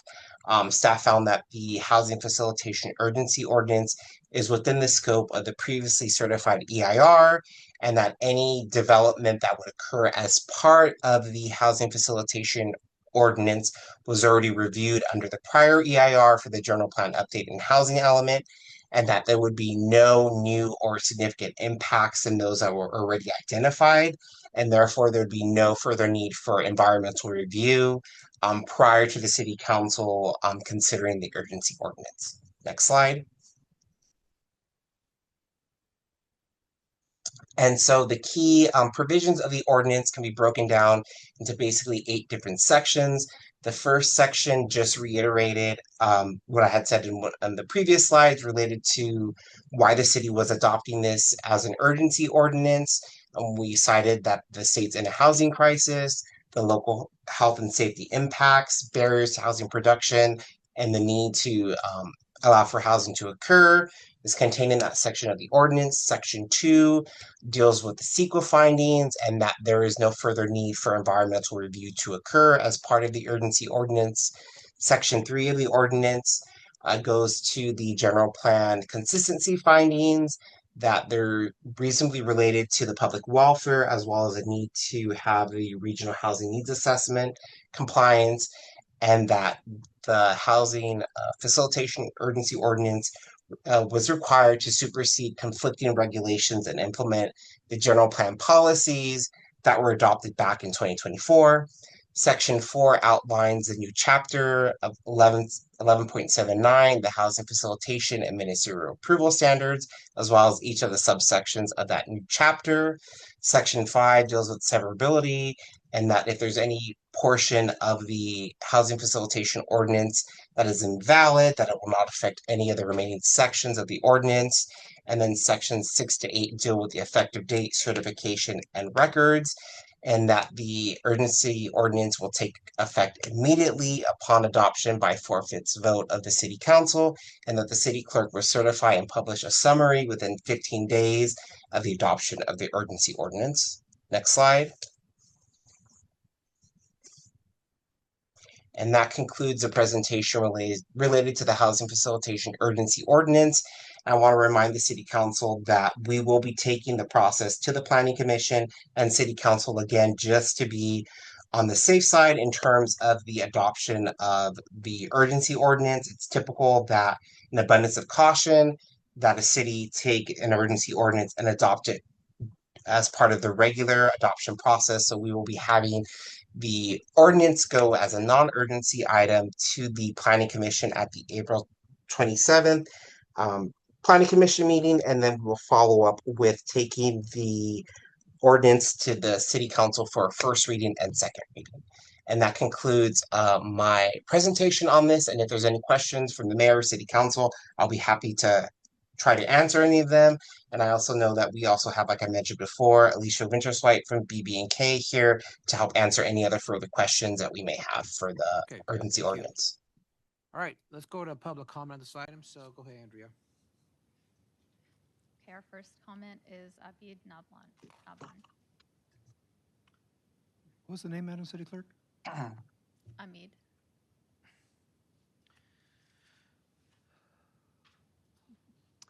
Welcome back. Thank you. How's it going, guys? I want to address the impact this policy could have on my property. My family has owned this property for a really long time, over 30, 35 years. And can you guys hear me? Yeah, speak a little more into it. Thank you. Thank you. Okay, there it is. Okay, I want to address the impact this policy might have on our property on 5093 Mission Boulevard. We've owned this property for over 30, 35 years. We've had issues, with business licensing there, and from my understanding is they want to rezone it to make into like a residential zone. We have objected this. We want our property to stay as a commercial property. We want to get operating business there started. We we want it to be an operable place, not stay closed for all this time. I understand the city's goals, but as the property, as the city's goals is want to build more houses and stuff, but there's more properties around that are a lot bigger than my property that would fit better for you guys. I just wanted to let it know and let it be on the record that me and my family, we object for our C3 commercial to be taken away from us. Thank you. Thank you. Okay, and then I have one written comment to read. Hello, members of the Montclair City Council. This is from Henry Fung. I want to recognize the Housing Director, Mikey Fuentes' work on the housing element and this report, despite his proven sexual harassment from Councilmember Ben Lopez. I sincerely hope that the delay for the housing element and the result of Montclair being placed on Governor Newsom's final warning list is not due to this personal conflict between elected officials and a valued, talented member of Montclair's staff. As far as the ordinance and housing element itself, I agree that Montclair is doing a lot more than surrounding cities on housing. All cities need to do more to meet the state law, and while I recognize the city manager and members of the city council are offended by the state's pronouncement, at least it has forced a rapid adoption of this ordinance. The state has passed these laws to ensure that individuals and families can continue to live in California, form households, and contribute to our economy. Montclair is uniquely positioned with the Metrolink, the Future A-Line, SBX Purple Line, and Foothill Transit, Silver Street Bus Rapid Transit to welcome thousands more people, which will benefit Montclair's tax revenues and vibrancy of the city. Passing this housing element immediately will enable Montclair to get off the state's warning list and get the city back on track to supporting our economy. Okay, and that's it. Okay, thank you. Mayor Pro Tem Martinez. Yeah, I was just curious whether the schedule to go to the Planning Commission will satisfy the governor's office. Well, your action this evening is to satisfy the governor's office immediately. Okay. The follow-up process, the normal routine process that we would typically follow is bringing something like this to the Planning Commission first, then to the City Council, and then you have the 30-day period before an ordinance becomes effective. But in this particular case, because the governor's office has indicated that Montclair is delinquent in adopting a housing ordinance, and as Mr. Fuentes indicated, we have some disagreement with the governor's office on that. We addressed the timeline in which Montclair has been proactive and responsive to the state in providing the housing element. Each time the state would respond back that they wanted some modification to it. I've come to the personal belief at this point in time that what the state has produced, or at least what HCD has produced, is a model housing element ordinance for other states or other cities to now follow during the next round of housing element production for the 2038 period. This period is for the 2021 to 2029 period, I believe.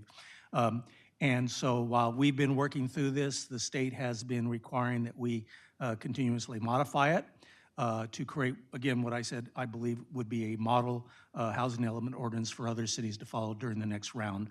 There are only 15 cities that the state has identified that are delinquent, and based on our meeting with HCD 2 weeks ago, they were not expecting that Montclair would be ready to bring it to the City Council this quickly.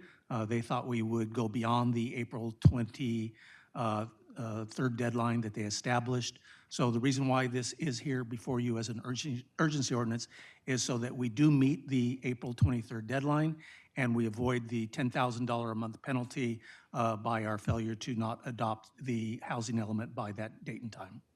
And have we received any sort of communication that they'll be satisfied now, that this is satisfactory?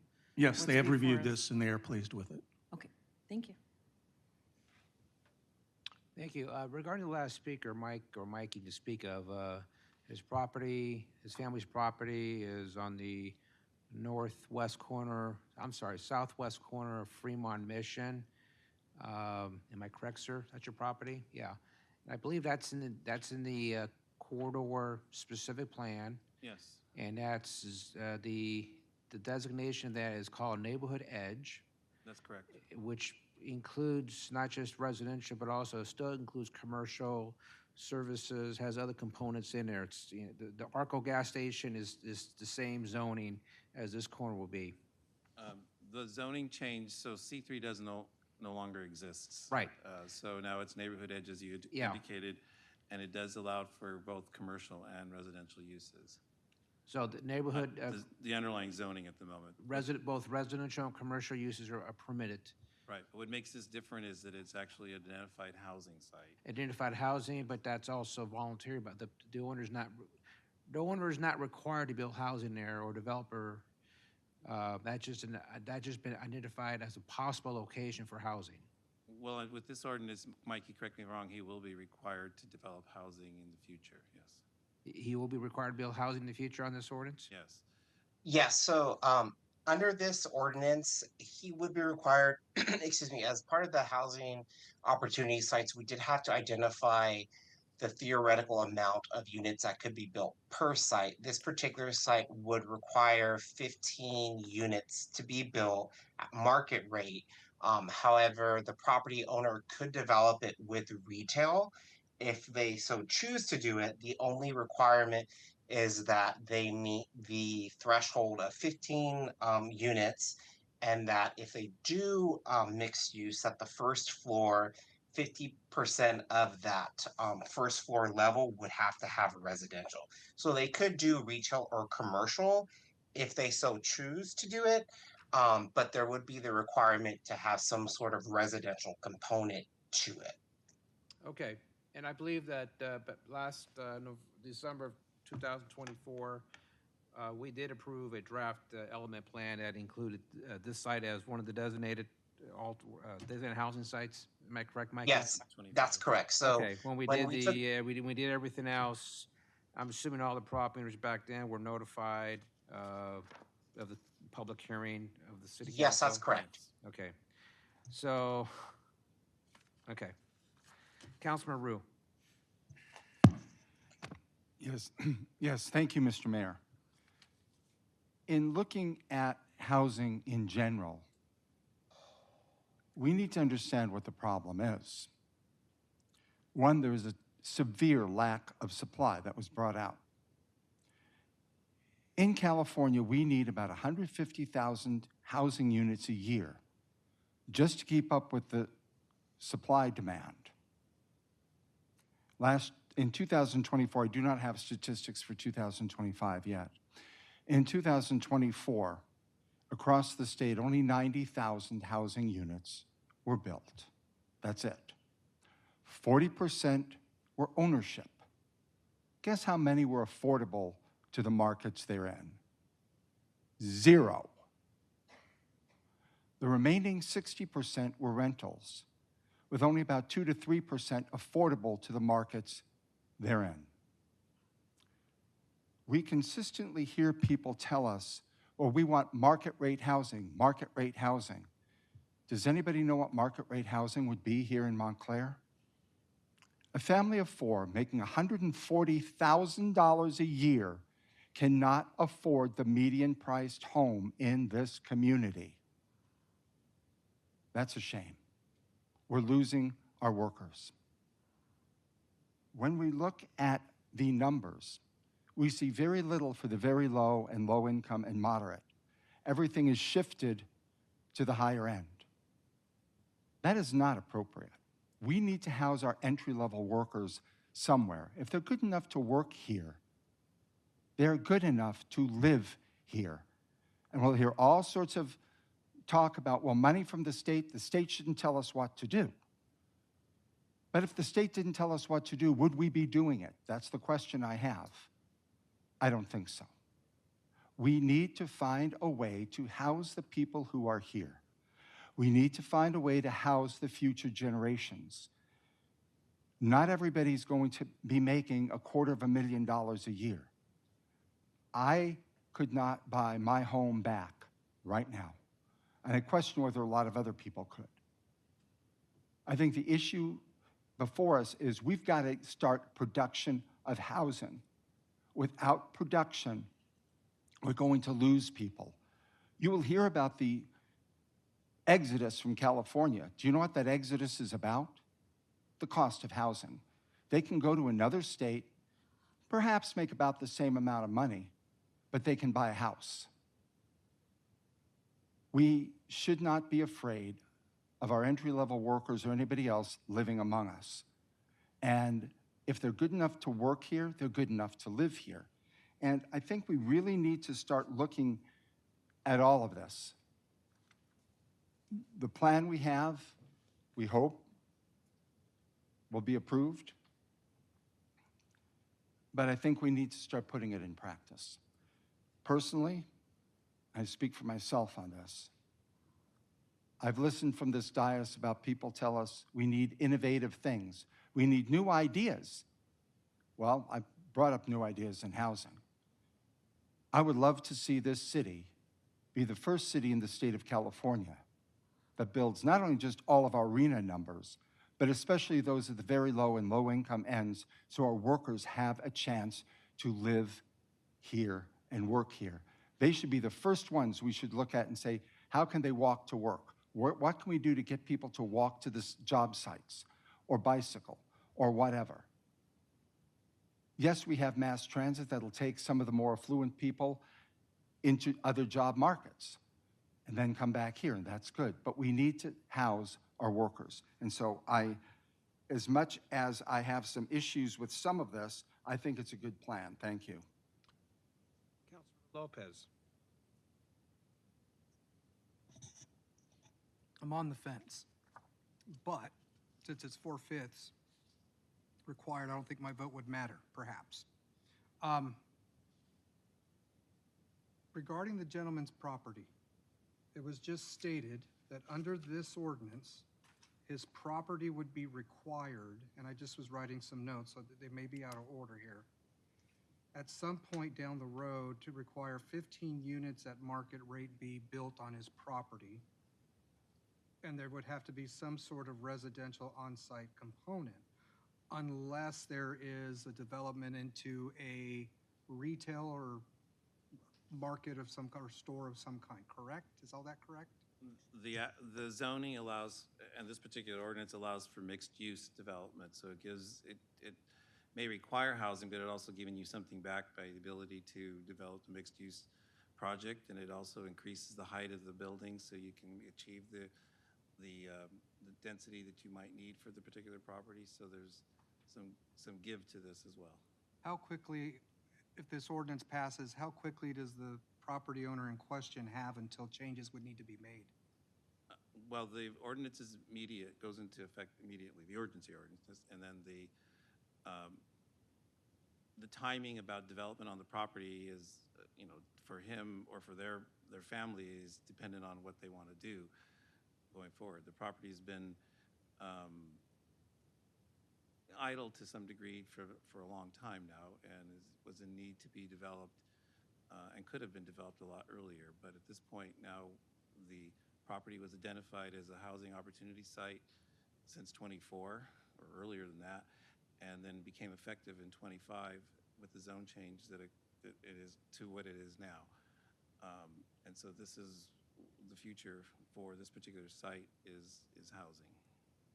You can see on the map that you have there, there's a number of properties on the south side of Mission Boulevard. Is he number 23? He's 23, I believe, yeah, and we approved, the Planning Commission that is, approved a 54-unit housing project just to the immediate west of this particular property.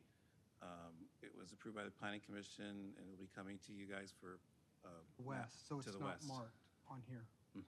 It looks like the part that goes down in 23, the bottom of the T section, Yeah. is the property that was most recently approved for 54 units. How many other instances like this gentleman's are there that exist in these zones? Are there other property owners that are in the same predicament? I've not spoken to anybody, or I don't know if Mikey has either, to anybody who has immediate plans or wanted to do something with their properties. To number 20 is one of the bigger properties, Lazy Days, the RV manufacturing facility. Yeah. That gentleman has talked to us in the past about wanting to do housing in the future. When the general plan was amended, we identified these properties on the south side because some of them were empty or vacant or underutilized. And they were good opportunities because of their sizes to be able to develop higher density houses for two reasons. One, they're on a main arterial, so it can absorb the sizes of these houses in the future. And it's a good buffer for the single-family residential properties to further south of this particular site. So that's why the south side of Mission has seen probably within the last 10 years, a number of housing developments being constructed. On Mission. On Mission. I spoke before the meeting. Thanks for your time, Alicia. She addressed some of my concerns. Well, let me back up.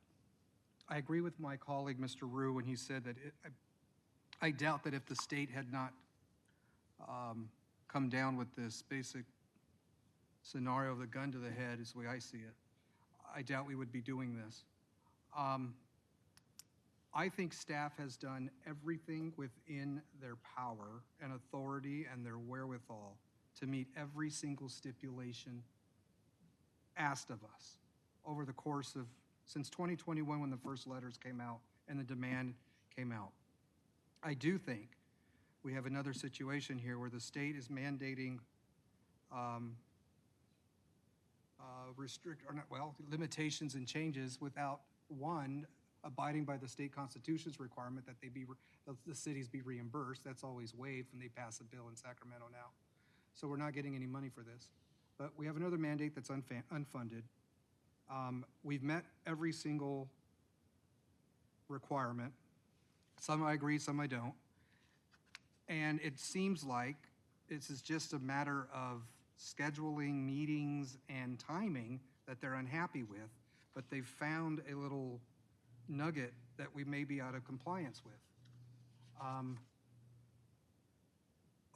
A part of me just wants to challenge them on this, like some of the other cities have in the state. I know some of those other cities may not have had, their legal standing may not be faring as well. But I think we're put between a rock and a hard place. I don't want to approve something that's going to put a property owner like him and his family in a situation like that, because I have to either come down on the side of the state or do I come down on the side of a property owner in Montclair, and I'd rather side with the property owner instead of the state. But as I said, staff's done everything within their power to meet every single demand and whim that has been asked of us, and we've done that.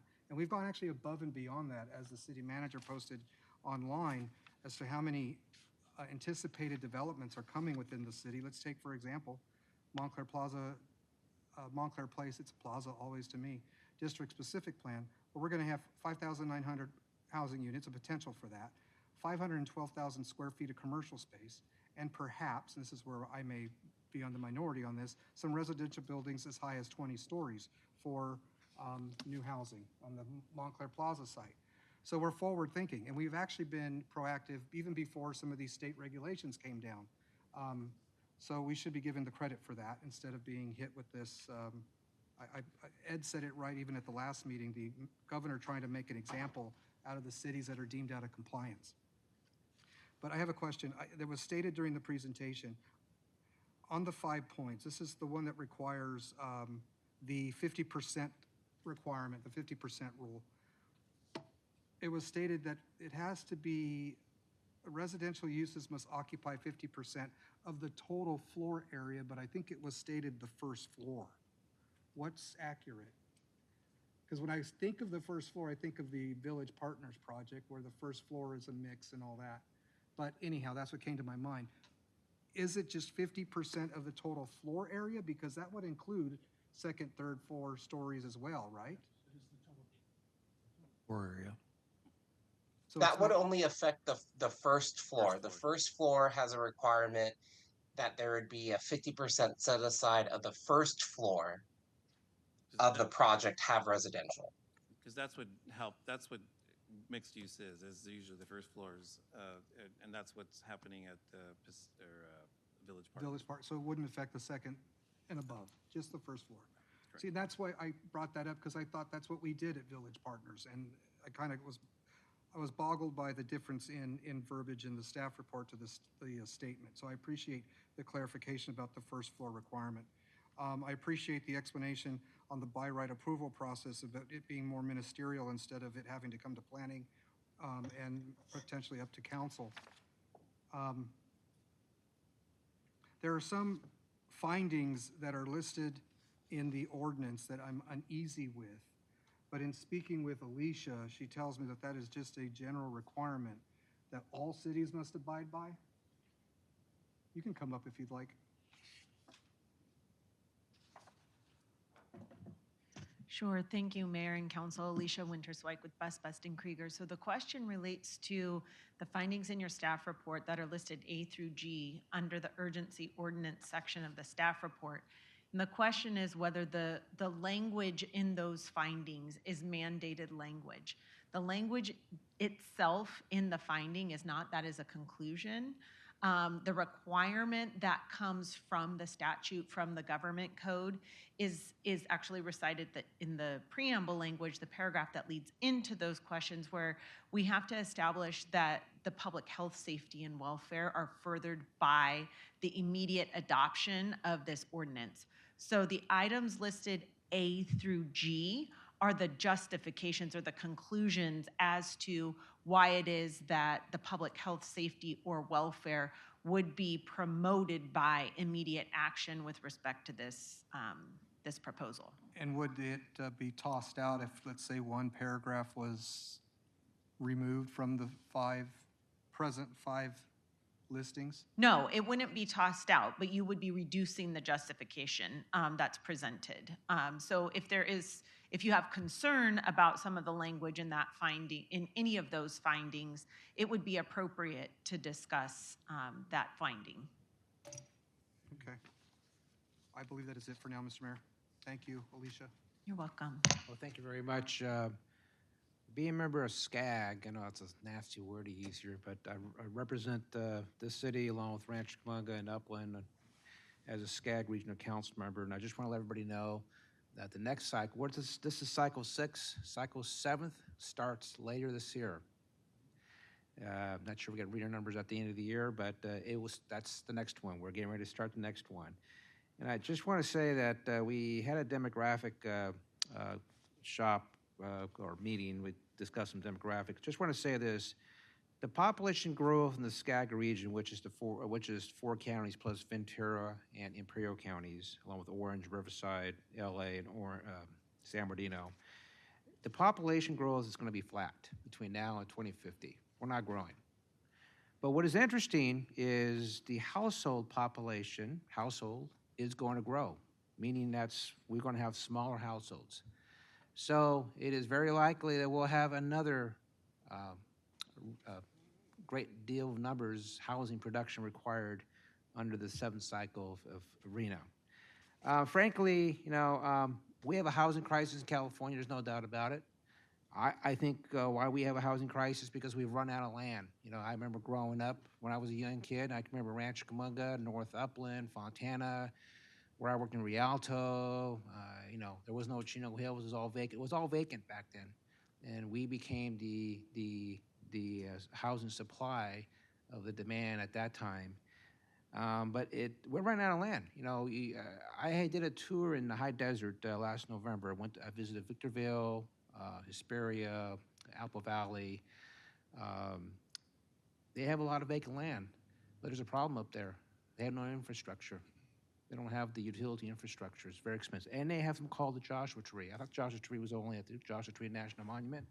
They have Joshua Tree. So if you want to move that Joshua Tree, there's a great deal of environmental regulations and costs you have to go through. So, we don't have no land. That's what's come down to. We can't build land in fire zones. We can't build land along earthquake zones. We can't build land where there's flood hazards. We're running out of land estate, and we have no choice but to utilize existing land we have, and we have to go up, and we have to go small on units. I'm proud of the city here that this city has done a lot, in my opinion, for housing. We're building, we have 4 major developments, or 5 in North Montclair, as you see, over 1,000 units. We have 105 units the city owns through its housing corporation. That's mostly reserved for lower-income households. We have 500 units with National Core, again, low-income households.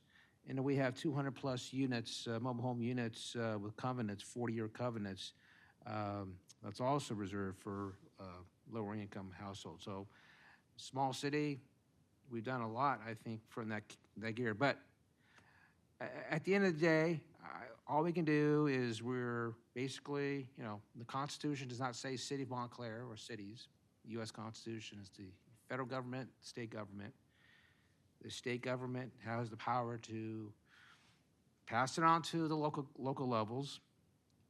Remember when they got rid of redevelopment, we fought that hard, but they had the powers to eliminate redevelopment from the cities. So they have the power to mandate this, we like it or not. And if we don't do it, then they have the power to assess major penalties on us, fines on us. Huntington Beach is probably a good example of with all the court cases, and Huntington Beach has not prevailed. So I wasn't very happy when the governor issued that letter. I think the reporter contacted me by email when I first saw it, and then I think Councilman Martinez contacted me. When I talked to staff to get a better idea what took place, I was told that we did ask the state to get it approved this summer. Am I correct, Mikey? I believe early this year after. Yes, that's correct. We did, after we adopted the housing element in general plan in 2024, we sent everything back to the state, and they had conditionally approved the housing element, and then there was some internal changes in policy at HCD. So we received a revision letter back in March of 2025, letting us know that they had changes that they wanted us to have. So to City Manager Starr's point, there has been a constant change in terms of whenever we had communication with HCD, but there was a different change in policy direction. So we were having to constantly address those policy changes and concerns in each iteration of the revisions that we were submitting to HCD.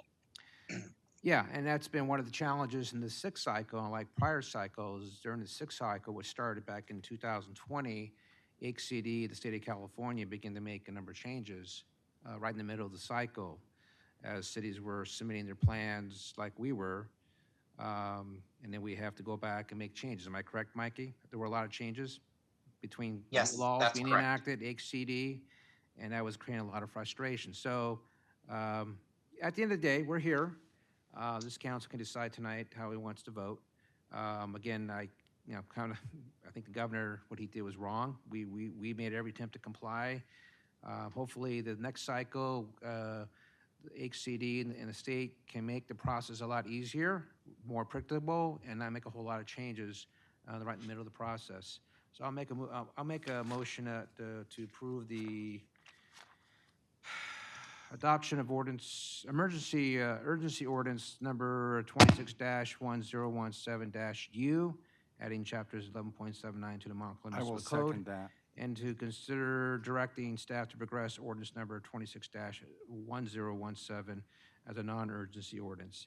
I got a second by Councilmember Rue, and let's go ahead and vote.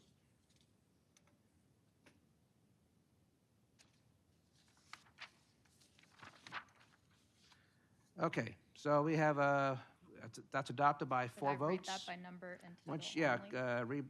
Just for clarification, make sure we satisfy state law here. Councilmember Rue, Mayor Dutray, Councilmember Mendez, and Mayor Pro Tem Martinez are all yes votes, so we have 4 votes on this. Please read by number and title only. Okay. Sorry, I have to find the page. Point of order, as for the abstention, I believe we're supposed to have an explanation as to why. I'm sorry? I believe the requirement for an abstention is to explain on what grounds. Do you wish to explain your abstention? Or? Well, I mean, I think it's funny that it's only at this particular instance that she's bringing this up when there's been other abstentions over the past year or 2 years that has never bothered her. So I would appreciate consistency in your inquiries, but I already gave my issue in my comment during my thing, and it's regarding falling on the side of the state or falling on the side of Montclair property owners, and I will fall on the side of a Montclair property owner, because there's others, Montclair property owners like them that are going to be forced to change Okay. their property. Let's get a number type out only then. Okay, so ordinance number 26-1017-U, an urgency ordinance of the City Council of the City of Montclair, adding Chapter 11.79 to the Montclair Municipal Code relating to additional development standards to facilitate ministerial approvals for development of multifamily housing citywide. Okay, we're done with that. Well, how about communications, Public Works? Mr. Mayor, we also have a workshop on there. We do have a workshop, but not today, right? No, Not tonight. to How about schedule, a to workshop on May the 4th at 5:45 regarding the master user fee schedule? If no objections, that's so ordered. Now we'll go to Public Works and Communications, and Public Works, there she is. Yeah. Thank you, Mr. Mayor and members of the City Council. And community members of Montclair, I just wanted to invite everybody out to our Arbor Day celebration, which will be Friday, April 24th, from 9 to 11 a.m. at Sunset Park Fruit Park. That's located at 4351 Orchard, and that's generally on the south side of Orchard Street between Mills and Ramona. We'll be planting 5 new fruit trees in that fruit park, and we'd be happy to have people help us with that planting from the community, as well as we'll be giving away Burtec organic waste pails and some saplings from WCA, as long as those supplies last. So it's kind of first come, first serve. So I look forward to seeing everybody there. Thank you very much. And what time does it start? I'm sorry, Rosemary. It starts at 9 o'clock, and if you missed the announcement, it is on the website, so you'd be able to pick that information up there. Thank you. Mhm. Okay, I'll be there. So, City Attorney. Yes, thank you, Mr. Mayor. As you can see, there's several items on for closed session, but the good news is I am pulling items 1, 2, and 3. So the request is for the council to meet in closed session regarding labor negotiations. Great. City Manager. No items. Thank you. Again, just announce that we have 4 Community Activities Commission positions whose terms end at the end of June 30th, and the application period is currently open. And it's currently open for the 4-year terms, and the application due date is May 1. And then I know last council meeting, we canceled some meetings. So because Councilmember Rue and myself will be absent on June 15, I'd like to do the following is instead of canceling the July 6th meeting, reinstate that so we meet on July 6th, and then we cancel the June 15th meeting. If I hear no objections, I'll be out of town, Mayor, but which meeting? July 6th? July 6th, Okay. I'm out of town. All right, sorry. Anybody else be out of town July 6th? No? Okay. No, it's fine with me. Okay. If there's no objections, then that's so ordered. And then I want to say that Councilmember Rue and myself did lobby or visit Washington, D.C. last week, where we did lobby for 3 days. So I'll just state this. We went to the National Endowment for the Arts. We had a meeting there on Tuesday, the 14th. Same day, we also met with the Department of Justice, their community-oriented policing services. We met with the offices of both Senator Adam Schiff and also the offices of Senator Alex Padilla. On Wednesday, the April 15th, we had a meeting with our Congresswoman Norma Torres, and then we also had a meeting with our very probable Congressmember Gil Cisneros, because of Proposition 50. And on Thursday, we had 2 meetings. We had a meeting at the Department of Interior with the National Park Service, and we also had a meeting with the Department of Transportation. We advocated funding for different projects, including the Central Avenue Bridge, funding for Saratoga Park, funding for the Metrolink Metrolink station improvements, which Congressman Torres is now pushing towards appropriations. Funding for doing rehabilitation project for the affordable housing units the city of Montclair owns. And then, I can't remember the other one. Oh, funding for cops, funding for additional funds for our police department. And that's all I have. And then I did want to state too, is this afternoon, staff and myself, City Manager Stars, Deputy City Manager Marcia Richter, along with Police Chief Reed and Director Fuentes, met with the Alien Coalition for Immigration Justice. They had 2 members present. They did reach out to me 2 weeks ago to meet. We met today along with the 2 ladies that spoke earlier, and I think it was a very productive meeting. It was very informative. They educated us, and we educated them at the same time. Police Chief Reed, I think you explained a lot on the police side, how we interact with immigration enforcement on the streets, heard some stories. And I know at a later date, the city manager will be bringing something back to city council at a later date. And that's all I have. I'll start with Councilmember Martinez.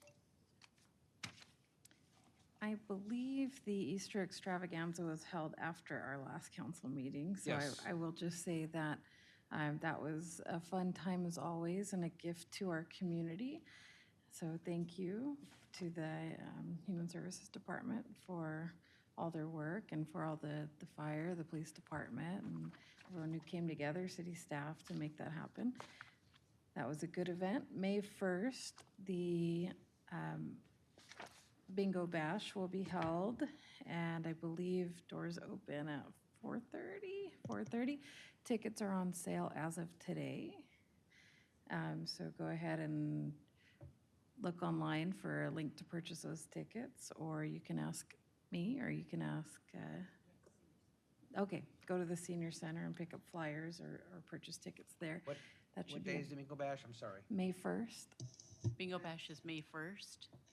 Doors open at 4:30. The games start at 6 and will go till about 9. Okay. It's $20 for your ticket pre-sale at the senior center. It includes dinner. Thank you. And the jackpots are $100 for 10 games, and then we have a $200 winner for the last coverall game. So it'll be a fun time. Thank you. Sorry.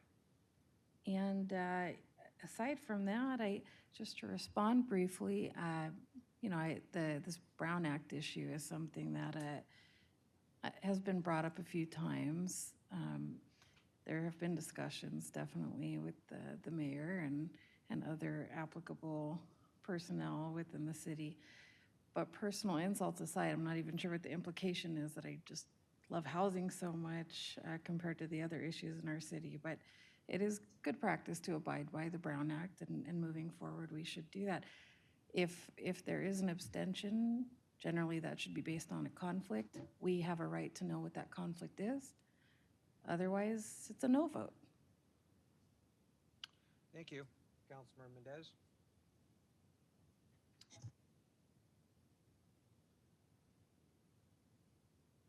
Mentioned the Easter extravaganza. I did also attend, and it was a nice collection of people that were there, and good music and lots of pictures. And of course, Bill was in his pink suit with his pink bunny ears. So He wasn't the official Easter Bunny. no, he was not. To make sure. I was just helping Easter Bunny. The volunteers being recognized today, that was very nice to have that earlier today at 6 o'clock. And obviously, the city of Montclair has always been known for the volunteers that they've had. In fact, both my mom and dad participated as volunteers many a times for the city of Montclair at the senior center. So that's always a good thing. Second thing, this past week, I attended the State of the City for the city of Chino. Eunice Uloa was the speaker for that, who is their mayor. They gave away a few Business of the Year awards. They gave a House Recognition Beautification of the Year award, And it was just nice to see that, and it really made me miss the city of Montclair's State of the City that we used to do multiple, years, and with the taste of Montclair, which I still yet to see any State of the City that could compare to what we used to do, and would love to see that possibly happen again in the near future. Something that was pretty interesting was Oral Hershiser was there, because if you haven't heard, Oral Hershiser recently purchased MK Smith of Chino, the Chevrolet car dealership, and talked about the Smith family, and was very grateful to them and the process that they went through. So that's kind of interesting to see that.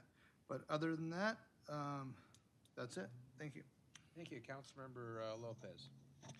Yes, Mr. Mayor, before I forget, may we get, or I'd like to request that staff put on the website not the text of the resolution, but an actual image of our resolution commemorating our 70th birthday, if that can be put on there. That way, if folks want to download it, they can share it on their social media. That'd be great.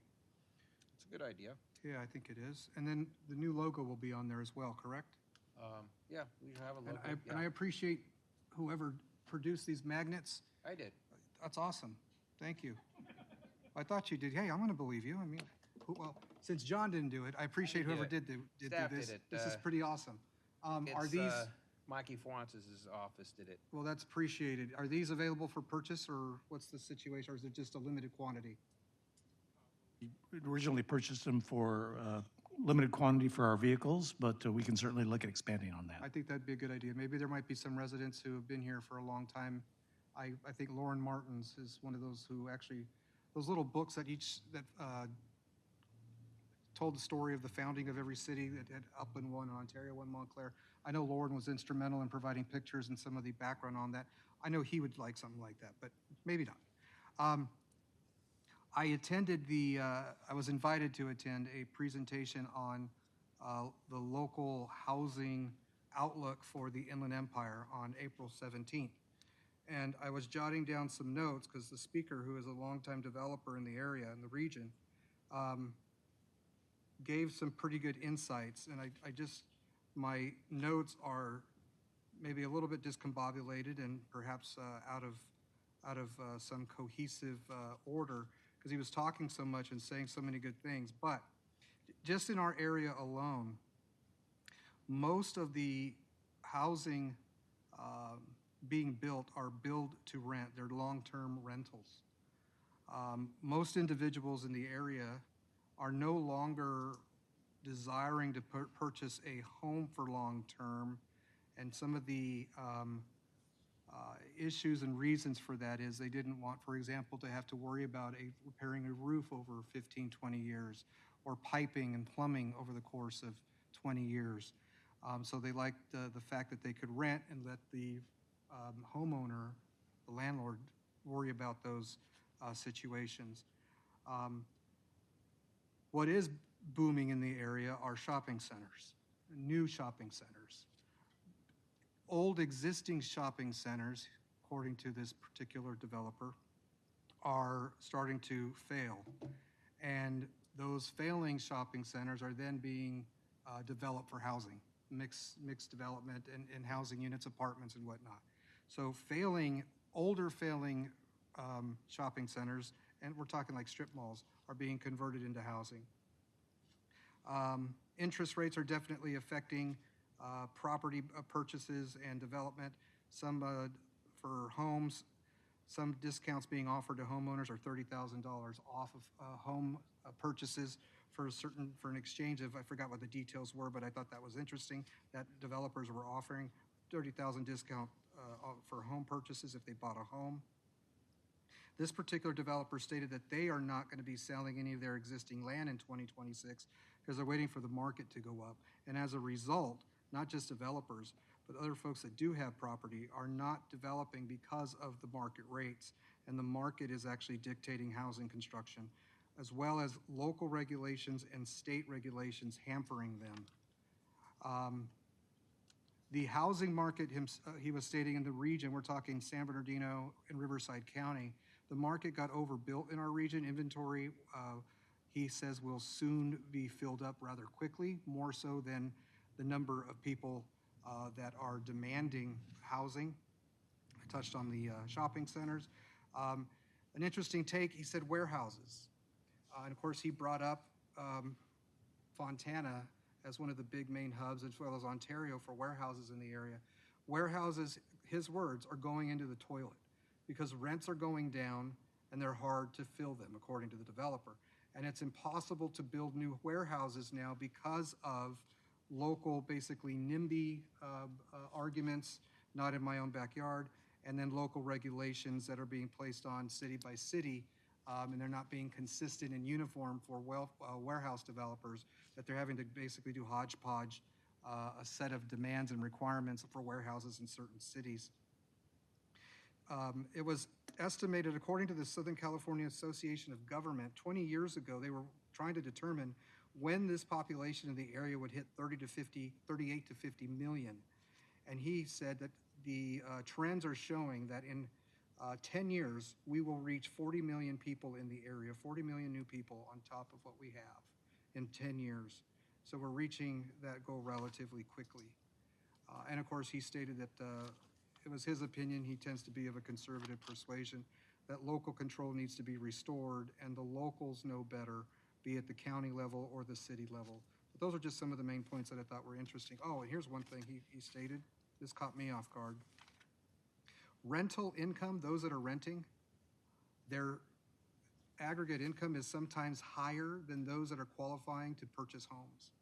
So those folks that are renting have more income than those that are purchasing homes. And that was an interesting statistic that he threw out there. But anyhow, I just wanted to share that because I thought that was pertinent to everyone's discussion in the area, and especially ours, since we are dealing with the housing issue. So with that, Mr. Mayor, I conclude.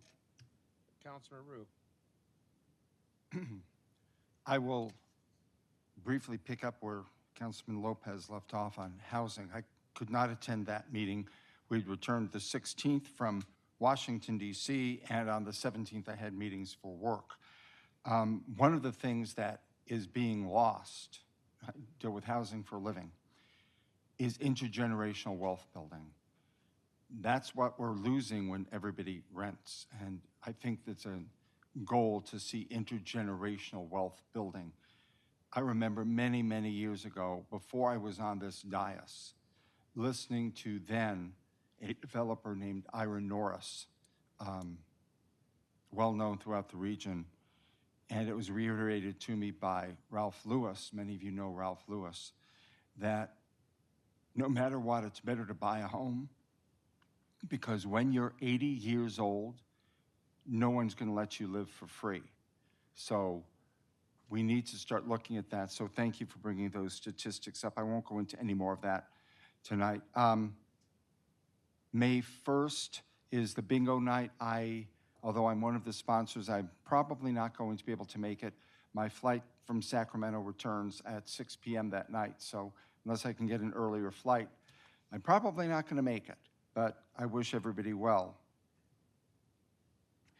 I did not attend the Chino State of the City. I had somebody from two or three of our members at work attended. It was very good. I'm sorry I couldn't attend because my very dear friends, Pablo and Andrea Moreno, who own Royalty Cakes, were honored as Business of the Year. So that was very good. And then the celebration, I won't go any too much longer.